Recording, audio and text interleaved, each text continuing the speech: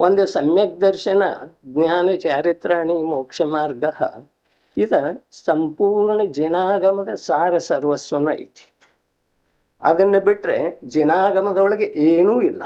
ಸಂಪೂರ್ಣ ವೀತರಾಗತೆ ಮತ್ತು ಮೋಕ್ಷ ಮಾರ್ಗ ಮತ್ತು ಪ್ರತ್ಯಕ್ಷ ಮೋಕ್ಷ ಇದು ಒಂದ ಸೂತ್ರ ಆಯ್ತು. ಅಂದ್ರೆ ನಾವು ಏನೂ ಓದಬೇಕಾಗಿಲ್ಲ, ಏನೂ ಕಲಿಬೇಕಾಗಿಲ್ಲ, ಏನೂ ನೋಡ್ಬೇಕಾಗಿಲ್ಲ. ಆದ್ರೆ ಅದರದ ಭಾವವನ್ನ ಯಥಾರ್ಥವಾಗಿ ನಾವು ತಿಳ್ಕೊಳ್ಳೋದ ಕರ್ತವ್ಯ. ಸಮ್ಯಕ್ ದರ್ಶನ ಅಂತಂದ್ರೆ ನಮಗ ಸುಲಭನೂ ಇದೆ ಮತ್ತು ಕಠಿಣನೂ ಅನಿಸ್ತಿದೆ. ಈಗ ನೋಡ್ರಿ, ಸಮ್ಯಕ್ ದರ್ಶನವು ಅದು ಜೀವ ದ್ರವ್ಯದ ಶ್ರದ್ಧಾ ಗುಣದ ಒಂದು ನಿರ್ಮಲ ಪರ್ಯಾಯವಿದೆ. ಇಷ್ಟು ಮಾತು ಹೇಳಿದ ನಂತರ ಈಗ ಬಹಳ ಸಲ ಹೇಳಿದ್ದೀರಿ. ಹೇಳಿದ ನಂತರ ಈ ಮಾತಿನ ಮೇಲೆ ನಮ್ದು ಎಷ್ಟು ಶ್ರದ್ಧಾ ಇದೆ.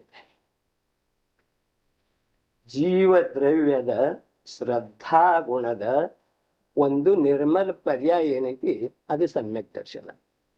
ಈ ಮಾತಿನ ಮೇಲೆ ನಮ್ರ ನಿಜವಾಗಿ ಎಷ್ಟು ಅಂಶ ಶ್ರದ್ಧಾ ಇದೆ ವಿಚಾರ ಮಾಡೋದು.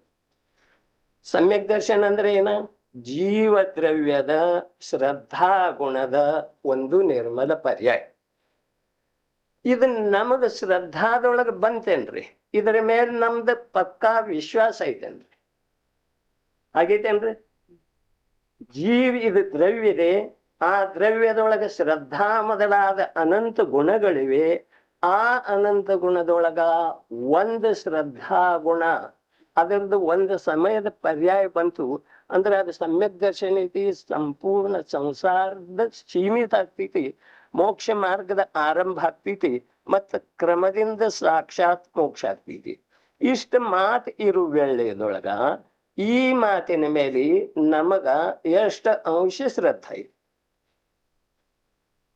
ಸಮ್ಯಕ್ ದರ್ಶನವು ಅದು ಜೀವ ದ್ರವ್ಯದ ಶ್ರದ್ಧಾ ಗುಣದ ಒಂದು ನಿರ್ಮಲ ಪರ್ಯಾಯವಿದೆ. ಈ ಮಾತಿನ ಮೇಲೆ ನಮ್ದು ಎಷ್ಟು ಟಕ್ಕೆ ಶ್ರದ್ಧಾ ಇದೆ? ಐತೇನ್ರಿ? ವಿಶ್ವಾಸ ಐತೇನ್ರಿ ಈ ಮಾತಿನ ಮೇಲೆ? ಹೀಗೆ ಮಾಡುವುದರಿಂದ ನಮ್ಗೆ ಸಮ್ಯಕ್ ದರ್ಶನ ಆಗ್ತಿದೆ.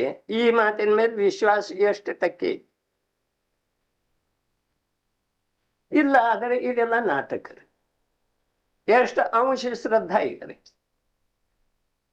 ಜೀವ ಅನ್ನೋದು ದ್ರವ್ಯತಿ, ನಾ ಸ್ವಯಂ ಜೀವದೇನು, ನನ್ನಲ್ಲೇ ಶ್ರದ್ಧಾ ಮೊದಲಾದ ಅನಂತ ಗುಣಗಳಿವೆ.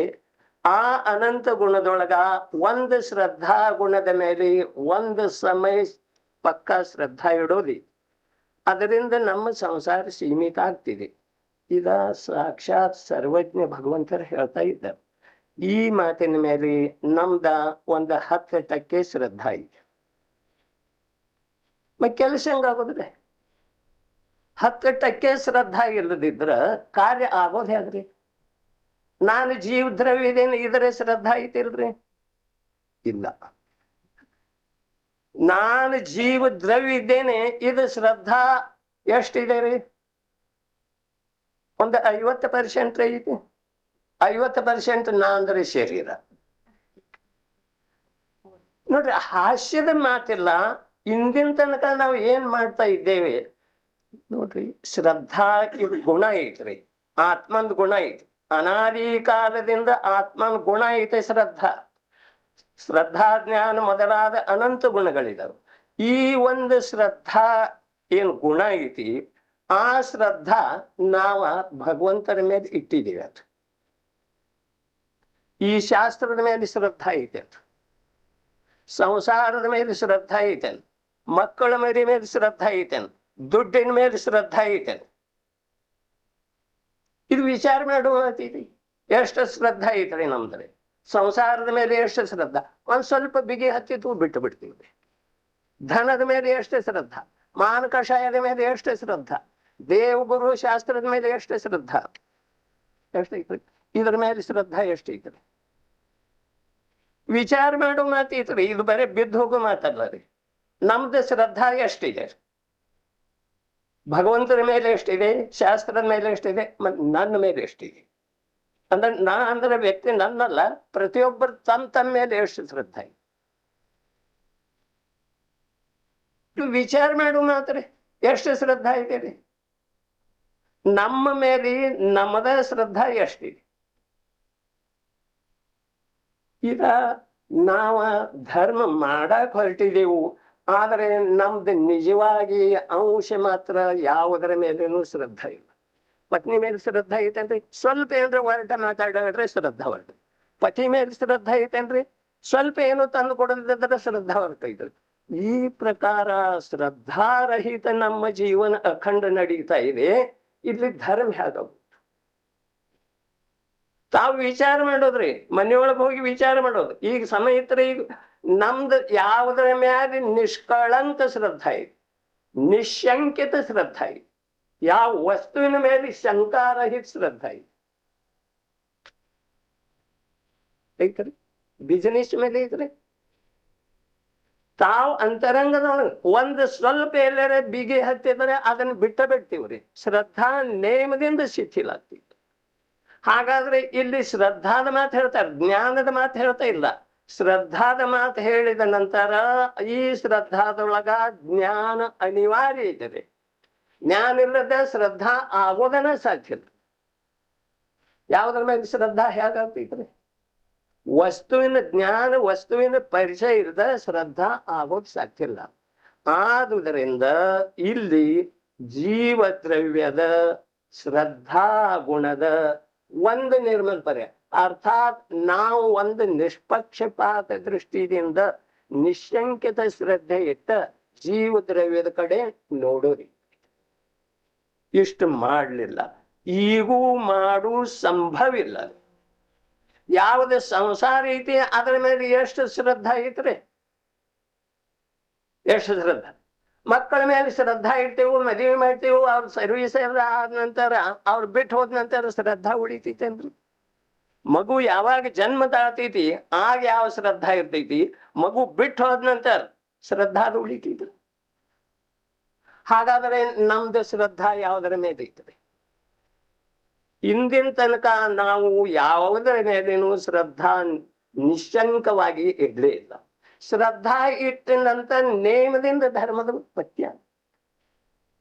ನೇಮದಿಂದ ಧವಲಾದೊಳಗೆ ಒಂದು ಮಾತು ಬರ್ತಿತ್ತದೆ, ಧವಲಾ ಭಾಗ 5 ಬರ್ಕೆದವ್ ನೋಡ್ರಿ ನೀವು. ಧವಲಾದೊಳಗೆ ಏನ್ ಮಾತು ಬರ್ತೈತಿ? ತಿಳಿದುಕೊಂಡ ಪದಾರ್ಥದ, ನಾವು ಯಾವ ಪದಾರ್ಥವನ್ನ ತಿಳ್ಕೊತೀವಿಯೋ ಆ ಪದಾರ್ಥದ ಮೇಲೆ ಶ್ರದ್ಧಾ ಆಗೋದಾ, ಇದು ಜ್ಞಾನದ ಕಾರ್ಯ. ಏನ್ ಹೇಳ್ರು? ತಿಳಿದುಕೊಂಡಂಥ ಪದಾರ್ಥದ ಮೇಲೆ ಶ್ರದ್ಧೆ ಮಾಡೋದ, ಇದು ಜ್ಞಾನದ ಕಾರ್ಯ.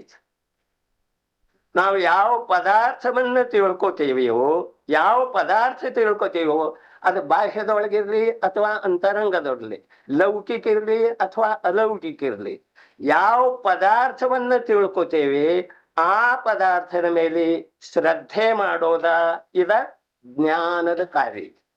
ಧವಲಾದ ಮಾತು ಐತ್ರಿ. ಮತ್ತ ಮುಂದೆ ಏನ್ ಹೇಳ್ತಾರು? ಈ ಪ್ರಕಾರದ ಜ್ಞಾನದ ಕಾರ್ಯವು, ಈ ಪ್ರಕಾರದ ಜ್ಞಾನದ ಕಾರ್ಯವು ಮಿಥ್ಯಾದೃಷ್ಟಿ ಜೀವದಲ್ಲಿ ಆಗುವುದಿಲ್ಲ. ಇಲ್ಲಿ ಮೂಲ ಮಾತೈತ್ರಿ. ಈ ಪ್ರಕಾರದ ಜ್ಞಾನದ ಕಾರ್ಯ ಯಾವ ಪ್ರಕಾರ? ನಾವು ಯಾವ ವಸ್ತುವನ್ನು ತಿಳ್ಕೊಂಡಿದ್ದೀವಿಯೋ ಆ ವಸ್ತುವಿನ ಮೇಲೆ ಶ್ರದ್ಧೆ ಮಾಡೋದ. ಯಾವ ವಸ್ತು ತಿಳ್ಕೊಂಡಿದ್ದೀವಿ, ಈ ವಸ್ತು ತಿಳ್ಕೊಂಡಿದ್ದೀವಿ, ಈ ವಸ್ತುವಿನ ಮೇಲೆ ನಿಶಂಕಿತ ಶ್ರದ್ಧೆ ಮಾಡೋದು, ಇದು ಜ್ಞಾನದ ಕಾರ್ಯ ಇದೆ. ಯಾವ ವಸ್ತು ನಾವು ಬಾಹ್ಯದೊಳಗೆ ತಿಳ್ಕೊತೀವಿಯೋ ಆ ವಸ್ತುವಿನ ಮೇಲೆ ಶಂಕಾರಹಿತ ಶ್ರದ್ಧೆ ಮಾಡೋದ, ಇದು ಜ್ಞಾನ ಗುಣದ ಕಾರ್ಯ. ಏನ್ರಿ?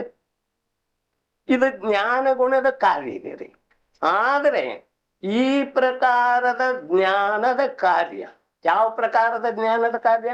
ಯಾವ ಪದಾರ್ಥ ತಿಳ್ಕೊಂಡಿದೆಯೋ ಆ ಪದಾರ್ಥ ಮೇಲೆ ಶ್ರದ್ಧೆ ಇಡುವ ಕಾರ್ಯ ಯಾವ್ದ ಜ್ಞಾನ ಮಾಡ್ತಿದೆಯೋ ಆ ಪ್ರಕಾರದ ಜ್ಞಾನದ ಕಾರ್ಯವು, ಜ್ಞಾನ ಏನ್ ಮಾಡ್ತಿಲ್ಲಿ? ತಿಳ್ಕೊಂಡಂತಹ ಪದಾರ್ಥದ ಮೇಲೆ ಶ್ರದ್ಧೆ ಮಾಡಿ.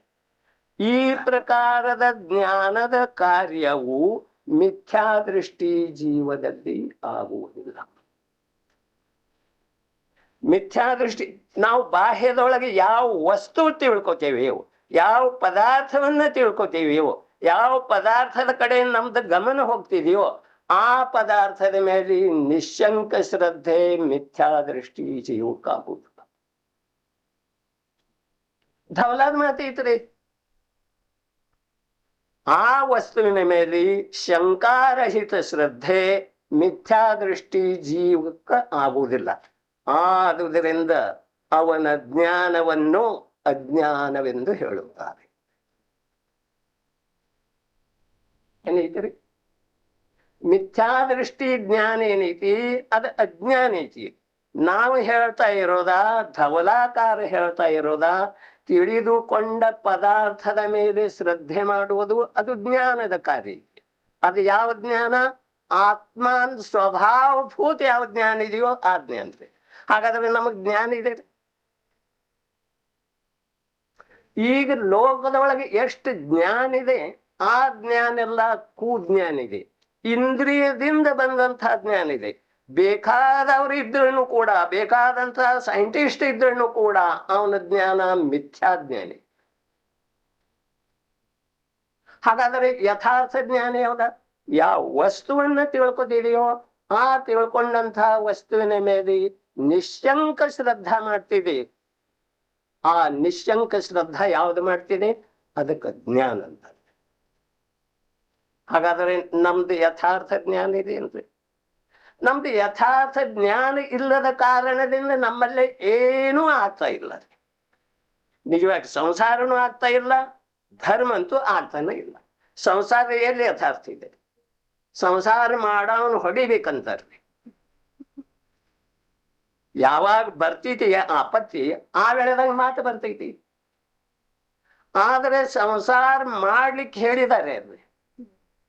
ಸಂಸಾರ ಮಾಡ್ಲಿಕ್ಕೆ ಯಾರು ಹೇಳಿದ್ದಾರೆ? ಆದ್ರೆ ಜೀವ ತನ್ನಿಂದ ತಾನ ಮಾಡ್ತಿದೆ. ಆದ್ರೆ ನಾ ಮಾಡುವ ಕಾರ್ಯದೊಳಗ ಯಥಾರ್ಥತೆ ಎಷ್ಟಿದೆ ಇದರದ್ದು ವಿಚಾರ ಮಾಡ್ಲಿಲ್ಲ. ಹಾಗೆ ಮಾಡ್ತಾ ಇದ್ದೇವೆ. ಎಲ್ಲಿ ಹೋಗ್ತೈತಿ, ಏನ್ ಆಗ್ತೈತಿ, ಕೊನೆಗೆ ಅದು ನನ್ನ ಕೈಯೊಳಗಿಂತ ಮಾತಲ್ಲ, ಇಷ್ಟು ನಿರ್ಣಯ ಮಾಡ್ತಿದ್ದೆ. ಆದುದರಿಂದ ನಾವ ಈಗ ಏನ್ ಮಾಡ್ತಾ ಇದ್ದೇವೆ ಈ ಜ್ಞಾನ ಎಲ್ಲ ಎಂಥ ಜ್ಞಾನ ಐತಿ? ಅಜ್ಞಾನೇ. ಈ ಧರ್ಮ ಎಲ್ಲ ಎಂಥದಿದೆ? ನಾವು ಮಾಡ್ತಾ ಇರುವಂತಹ ಧರ್ಮ ಎಂಥ ಧರ್ಮ ಇದೆ? ಅಧರ್ಮ ಇದೆ. ನಮಗ ಆಘಾತ ಆಗುವುದು ಅನಿವಾರ್ಯ ಐತ್ರಿ. ಅಧರ್ಮ ಇದೆ ರೀ. ಇದ್ರಿ ಯಾವ ವಸ್ತುವಿನ ಮೇಲೆ ನಮ್ದು ಇಂದಿನ ತನಕ ಶ್ರದ್ಧಾ ಆಗಿತ್ತು ಹೇಳ್ರಿ. ಇಲ್ಲಿ ದಿವ್ಯ ಧ್ವನಿದ್ದ ಸಾರಭೂತವಾದಂತಹ ಯಾವ ಆಗಮ ಗ್ರಂಥ ಅದಾವು ಇದ್ರ ಮೇಲೆ ನಮ್ದು ಎಷ್ಟು ಟಕ್ಕೆ ಶ್ರದ್ಧಾ ರೀ ಹೇಳ್ರಿ? ಎಷ್ಟು ಅಂಶ ಶ್ರದ್ಧಾ ಇದೆ? ತಾವು ವಿಕಲ್ಪ ಮಾಡೋದನ್ನ ಬಿಟ್ಟು ಒಳಗೊಂದ್ ಸ್ವಲ್ಪ ವಿಚಾರ ಮಾಡಿ ನೋಡೋದ್ರಿ. ಇಂದಿನ ತನಕ ಯಾವ ವಸ್ತುವಿನ ಮೇಲೆ ನಮ್ದ ನಿಶಂಕಿತವಾದಂತಹ ಶ್ರದ್ಧಾ ಇದೆ? ಶಂಕಾರಹಿತ ಶ್ರದ್ಧಾ ಯಾವುದರ ಮೇಲೆ? ಮಕ್ಕಳ ಮೇಲೆ ಇದೆ ಅನ್ರಿ. ಯಾವುದರ ಮೇಲೆ ಇದೆ? ವಿಚಾರ ಮಾಡೋದು. ಅನೇಕ ವಸ್ತು ಇದಾವು, ಅನೇಕ ಪದಾರ್ಥ ಇದಾವು ಲೋಕದೊಳಗೆ. ಈ ಎಲ್ಲಾ ಪದಾರ್ಥದೊಳಗ ಯಾವ ಪದಾರ್ಥ ನಾವು ತಿಳ್ಕೊಂಡಿಲ್ರಿ. ಈ ಮನೆ ನಮ್ದು ಐತಿ, ಎಷ್ಟು ಶ್ರದ್ಧಾ ಐತಿ? ಯಾವುದರ ಮೇಲೆ ಶ್ರದ್ಧಾ ಇದೆ ಹೇಳ್ರಿ? ಹೀಗಾಗುವುದರಿಂದ ನಮ್ಮಲ್ಲೇ ಧರ್ಮದ ಉತ್ಪತ್ತಿ ಅಸಂಭವ. ಧರ್ಮ ಹೇಗೂ ಉತ್ಪನ್ನ ಆಗೋದ್ರಿ? ಶ್ರದ್ಧಾರಹಿತ ಜೀವಕ್ಕೆ ಧರ್ಮ ಯಾವಾಗೂ ಉತ್ಪನ್ನ ಆಗೋದನೇ ಇಲ್ಲ. ಶ್ರದ್ಧಾರಹಿತ ಕಾರ್ಯ ಯಾವುದೂ ಯಶಸ್ವಿ ಆಗೋದನೇ ಇಲ್ಲ. ಆಂಶಿಕ ಶ್ರದ್ಧಾ ಯಾವುದರ ಮೇಲೆ ಇಡ್ತೇವೆ ಆಗ ನಮ್ದು ಸಂಸಾರ ಯಥಾರ್ಥ ಆಗ್ತದೆ. ಅದರ ಸಲುವಾಗಿ ಜ್ಞಾನ ಏನೈತಿ, ನಿಜವಾಗಿ ಜ್ಞಾನ ಇದ ಆತ್ಮನ ಸ್ವಭಾವ ಐತ್ರಿ. ಆ ಜ್ಞಾನದ ಮೂಲಕ ಯಾವ ಶ್ರದ್ಧೆ ಆಗ್ತಿದೆಯೋ ಆ ಶ್ರದ್ಧೆಗೆ ಇಲ್ಲಿ ಸಮ್ಯಕ್ ದರ್ಶನ ಅಂತ ಹೇಳಿದ್ದಾರೆ. ಯಾವ ಜ್ಞಾನದ ಮೂಲಕ ವಸ್ತುವಿನ ಶ್ರದ್ಧೆ ಆಗದಿ ಇದು ದ್ರವ್ಯ ಇದೆ, ಇದರದ್ದು ಜ್ಞಾನದ ಮೂಲಕ ಶ್ರದ್ಧಾ ಆಗ್ಬೇಕ್ರಿ. ಜ್ಞಾನದ ಮೂಲಕ ಶ್ರದ್ಧಾ ಆದ ನಂತರ ನಾ ಸ್ವಯಂ ಜೀವಿದೇನೆ, ನನ್ನಲ್ಲಿ ಶ್ರದ್ಧಾ ಮೊದಲಾದಂಥ ಅನಂತ ಗುಣಗಳಿವೆ. ಇದು ಮೊದಲ ಜ್ಞಾನದ ಮೂಲಕ ತಿಳಿದು ಬರುವುದು ಅನಿವಾರ್ಯ. ಜ್ಞಾನದ ಮೂಲಕ ತಿಳಿದ ಬಂದ ನಂತರ ಜ್ಞಾನ, ನಮ್ಮ ಜ್ಞಾನ ಈಗ ಬಾಹ್ಯ ಜ್ಞಾನ ಐತಿ, ಪರ ವಸ್ತುಗಳನ್ನ ನೋಡ್ತೈತಿ, ಪರ ಸನ್ಮುಖ ಜ್ಞಾನ ಇದೆಲ್ಲ ಕೂಜ್ಞಾನ ಐತಿ, ಮಿಥ್ಯಾ ಜ್ಞಾನ ಐತ್ರಿ. ಈ ಕೂಜ್ಞಾನದಿಂದ ಜೀವದ ಯಾವ ವಸ್ತುವಿನ ಮೇಲೆ ಶ್ರದ್ಧೆ ಆಗುವುದು. ಹಾಗಾದ್ರೆ ಈಗ ನಮಗ ವರ್ತಮಾನದೊಳಗ ಇರು ಜ್ಞಾನ ಎಂಥದ್ರಿ? ನಮಗ ವರ್ತಮಾನದೊಳಗ ಯಾವ ಪ್ರಕಾರದ ಜ್ಞಾನ ಐತ್ರಿ? ನಮ್ದು ನಮಗ ಗೊತ್ತಬೇಕ್ರಿ. ನಮ್ಮಲ್ಲೇ ವರ್ತಮಾನದೊಳಗ ಯಾವ ಜ್ಞಾನ ಇದೆ ರೀ? ನಮ್ಮಲ್ಲೇ ವರ್ತಮಾನದೊಳಗ ಕೇವಲ ಇಂದ್ರಿಯಗಳ ಮೂಲಕ ಬರೋ ಜ್ಞಾನ ಇದೆ, ಹೌದ್ರಿ? ಇಂದ್ರಿಯನ್ನ ಬಿಟ್ಟು ಯಾವ ಜ್ಞಾನ ಇದೆ ನಮ್ಮಲ್ಲಿ? ಕಣ್ಣಿನಿಂದ ಈ ವಸ್ತು ನೋಡ್ತೇವೆ, ನೋಡಿದ ನಂತರ ಇದಕ್ಕೇನಂತೇವೆ? ಕರವಸ್ತ್ರ ಇದೆ ಅಂತೇವ್ರಿ.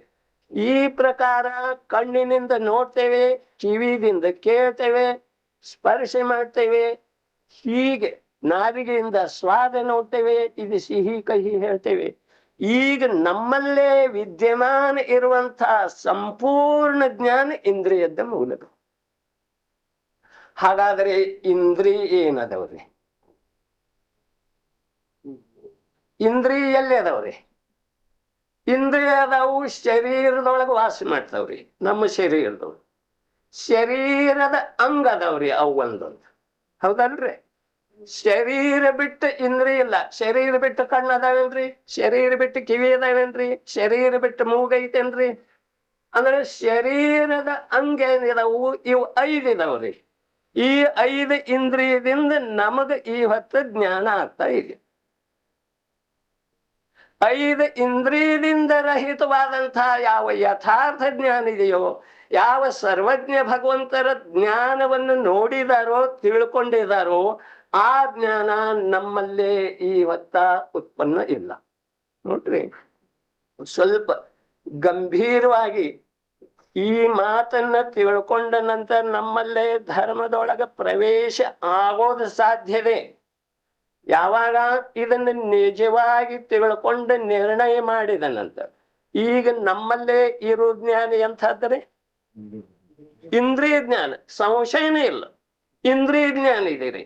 ಈ ಇಂದ್ರಿಯ ಜ್ಞಾನ ನೋಡ್ರಿ, ವಯಸ್ಸಾದ ನಂತರ ನನಗ ಕೇಳಿಸ ಬರುವುದಿಲ್ಲ ಅಂತಾರ್ರಿ.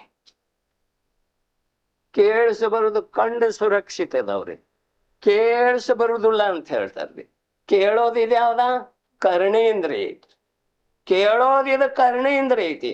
ಕರ್ಣೇಂದ್ರಿಯ ಮಂದ ಆದ ನಂತರ ಸ್ಪರ್ಶನೇಂದ್ರಿಯದಿಂದ ಕೇಳಿಸ ಬರುವುದಿಲ್ರಿ, ಘ್ರಾಣೇಂದ್ರಿಯದಿಂದ ಕೇಳ ಬರುವುದಿಲ್ಲ ರೀ, ಹೌದ್ರಿ?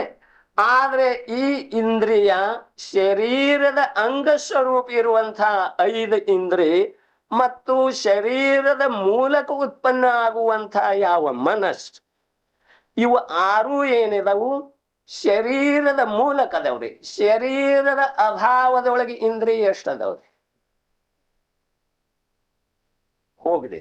ಶರೀರದ ವಿದ್ಯಮಾನತೆಯೊಳಗ ಈಗ 5 ಯಾವ ಇಂದ್ರಿಯ ಇವೆಯೋ ಆ 5 ಇಂದ್ರಿಯ, ಅದರಲ್ಲೇ ನನ್ನ ಕಣ್ಣು ಜೀವಂತಿವೆ, ನನ್ನ ಕಣ್ಣು ಕಾಣಿಸ್ತಾ ಇದೆ. ಹೀಗೆ ಹೇಗೆ ಹೇಳ್ತೀವ್ರಿ ನಾವು? ನನಗೆ ಕಿವಿ ಕೇಳಿಸ್ತಾ ಇದೆ, ಯಾವುದರ ಆಧಾರದಿಂದ ಹೇಳ್ತೀವಿ? ನನಗೆ ಕಣ್ಣು ಕಾಣ್ತಾ ಇವೆ, ಕಿವಿ ಕೇಳಿಸ್ತಾ ಇದೆ, ಸಿಹಿ ಕಹಿದ ಸ್ವಾದ ಬರ್ತಾ ಇದೆ, ಬಿಸಿ ಮತ್ತು ತಂಪದ ಸ್ಪರ್ಶ ಆಗ್ತಾ ಇದೆ. ಈ ಪ್ರಕಾರದ ಜ್ಞಾನ ಎಲ್ಲಿಂದ ಬಂತು? 5 ಇಂದ್ರಿಯದಿಂದ ಬಂತು, ಹೌದ್ರಿ? ಏನಿಲ್ಲ, ಯಾವುದರಿಂದ ಬಂತ್ರಿ? ಈ 5 ಪ್ರಕಾರದ ಜ್ಞಾನ, 5 ಇಂದ್ರಿಯದ ಮೂಲಕ 5 ಪ್ರಕಾರದ ಜ್ಞಾನ ಯಾವುದರಿಂದ ಬಂತ್ರಿ? ಕಣ್ಣಿನಿಂದ ನೋಡುವ ಕಾರ್ಯ ಯಾವ್ದ ಮಾಡ್ತಾರೆ ನೋಡ್ರಿ. ಜ್ಞಾನ ಸ್ವರೂಪನಾದಂಥ ಭಗವಾನ್ ಆತ್ಮನ ಅಭಾವ ಆದ ನಂತರ ಶರೀರದೊಳಗ ಜ್ಞಾನ ಸ್ವರೂಪನಿರುವಂಥ ಚೈತನ್ಯ ಸ್ವರೂಪನಿರುವಂಥ ಭಗವಾನ್ ಆತ್ಮ ಹೊರಟು ಹೋದ ನಂತರ ಇವು 5 ಇಂದ್ರಿಯ ಎಷ್ಟು ಕೆಲಸ ಮತ್ತೆ ನಾವು ಧರ್ಮದ ಮೇಲೆ ಶ್ರದ್ಧಾ ಯಾವುದರ ಮೂಲಕ ಮಾಡ್ತಾ ಇದ್ದೀವ್ರಿ? 5 ಇಂದ್ರಿಯ ಮೂಲಕ, ಜಡ ಇಂದ್ರಿಯ ಮೂಲಕ ಧರ್ಮ ಆಗಬಹುದೇನ್ರಿ? ಶರೀರದೊಳಗಿಂದ ಯಾವ ಚೈತನ್ಯ ಸ್ವರೂಪಿಯ ಆತ್ಮ ಇದ್ದಾನೋ, ಶರೀರದೊಳಗೆ ವಾಸ ಮಾಡ್ತಾ ಇದ್ದಾನೋ ಅಲ್ಲಿವರೆಗೆ ಕಣ್ಣ ಜೀವಂತ ಇದ್ದ ಹಾಗೆ ಕಂಡು ಬರ್ತದೆ. ಜ್ಞಾನ ಕಿವಿ ಜೀವಂತ ಇದ್ದ ಹಾಗೆ ಕಂಡು ಬರುತ್ತದೆ. ಪ್ರತಿಯೊಂದು ಇಂದ್ರಿಯ ಜೀವಂತ ಇರೋ ಲಕ್ಷಣನ ಶರೀರದೊಳಗ ಆತ್ಮನ ವಾಸ ಇರೋದ. ಇದು ಇಂದ್ರಿಯದ ಜೀವಂತ ತನಕ ಒಂದು ಸಂಖ್ಯೆ ಇದೆ. ಶರೀರದೊಳಗ ಆತ್ಮನ ಅಭಾವ ಆದ ನಂತರ ಕಣ್ಣು ನೋಡಬಹುದೇನ, ಕಿವಿ ಕೇಳಬಹುದೇನ್ರಿ? ಹಾಗಾದರೆ ಆ ಮೂಲ ಜ್ಞಾನ ಸ್ವರೂಪಿ ಮೂಲ ಮಾಲೀಕ ಏನಿದಾನೆ ಅವನು ಬಿಟ್ಟು ನಾವು ಕಾರ್ಯ ಮಾಡ್ತಾ ಇದ್ದೇವೆ. ಕಾರ್ಯ ಎಷ್ಟು ಯಶಸ್ವಿ ಆಗುದ್ರೆ ವಿಚಾರ ಮಾಡೋ ಮಾತೈತ್ರಿ. ವಿಚಾರ ಮಾಡುದು ಯಾವ ಶರೀರದ ಅಂಗ ಸ್ವರೂಪ ಇರುವಂತ, ಶರೀರದ ಅವಯವ ಸ್ವರೂಪ ಇರುವಂತ 5 ಇಂದ್ರಿಯ ಏನಿವೆಯೋ ಆ 5 ಇಂದ್ರಿಯದಲ್ಲಿ ಜೀವಂತತನ ಎಲ್ಲಿವರೆಗೆ ಇದೆ? ಎಲ್ಲಿವರೆಗೆ ಶರೀರದೊಳಗ ಆತ್ಮ ವಾಸ ಮಾಡ್ತಾನೋ ಅಲ್ಲಿವರೆಗೆ ಜೀವಂತತನ 5 ಇಂದ್ರಿಯದೊಳಗಿದೆ. ನಾನು ಕಣ್ಣಿನಿಂದ ನೋಡ್ತೇನೆ, ಆಗಮದ ಮೂಲಕ ತಿಳ್ಕೋತೇನೆ. ಇದೆಲ್ಲ ಯಾವುದರ ಮೂಲಕ? ಶರೀರದೊಳಗ ಆತ್ಮನ ವಿದ್ಯಮಾನತೆ ಇರುವುದರಿಂದ ಮಾತ್ರ ಸಾಧ್ಯತೆ. ಶರೀರದೊಳಗಿನ ಆತ್ಮ ಹೊರಟು ಹೋದ ನಂತರ ನಾವು ಏನೇನ್ ತಿಳ್ಕೊತೇವೆ, ಏನೇನು ಓದ್ತೇವೆ, ಏನೇನ್ ಮಾಡ್ತೇವೆ.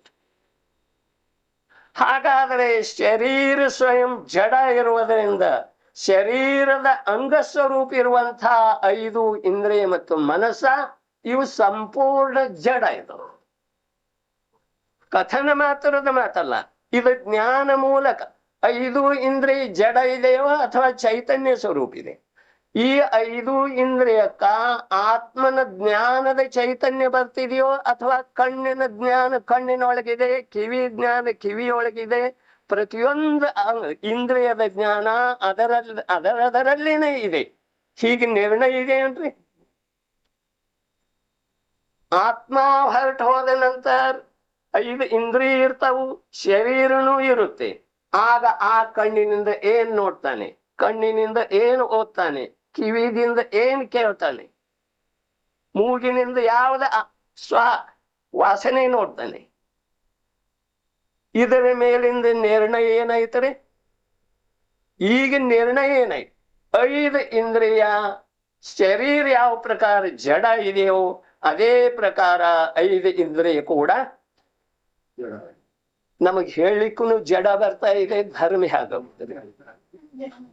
ಪಾಟೀಲ್ ನಾವ್ ಹಿಂಗ್ ವಿಚಾರ ಮಾಡಿದ್ರೆ ಅಂದ್ರೆ ನೀವು ನಮ್ಗೆ ಏನ್ ಮಾಡಿದಾರ, ಈಗ ನಾವ್ ಹಿಂಗ್ ವಿಚಾರ ಮಾಡಿದ್ರೆ ಶರೀರ ಇರ್ತಿಗೆ ನಾವು ಇದು ಮಾಡ್ಲಿರ್ತೇವಾದ್ರೆ ಚೈತನ್ಯ ಇರುವುದಿಲ್ಲ, ಎಲ್ಲಾ ಇಂದ್ರಿಯ ಇರ್ತಾವ.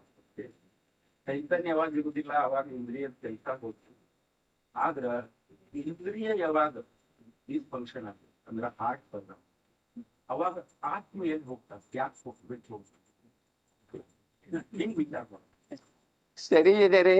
ನಿಮ್ದು ಸೈನ್ಸ್ ತರ್ಕ ಬರೋಬರಿ ಇದೆ. ಆತ್ಮ ಎಲ್ಲಿ ಹೋಗ್ತಾನೆ, ಹೇಗ್ ಹೋಗ್ತಾನೆ, ಆತ್ಮ ಬರ್ತಾನೆ ಎಲ್ಲಿ ಅಂದ್ರೆ ಈಗ ನಾವು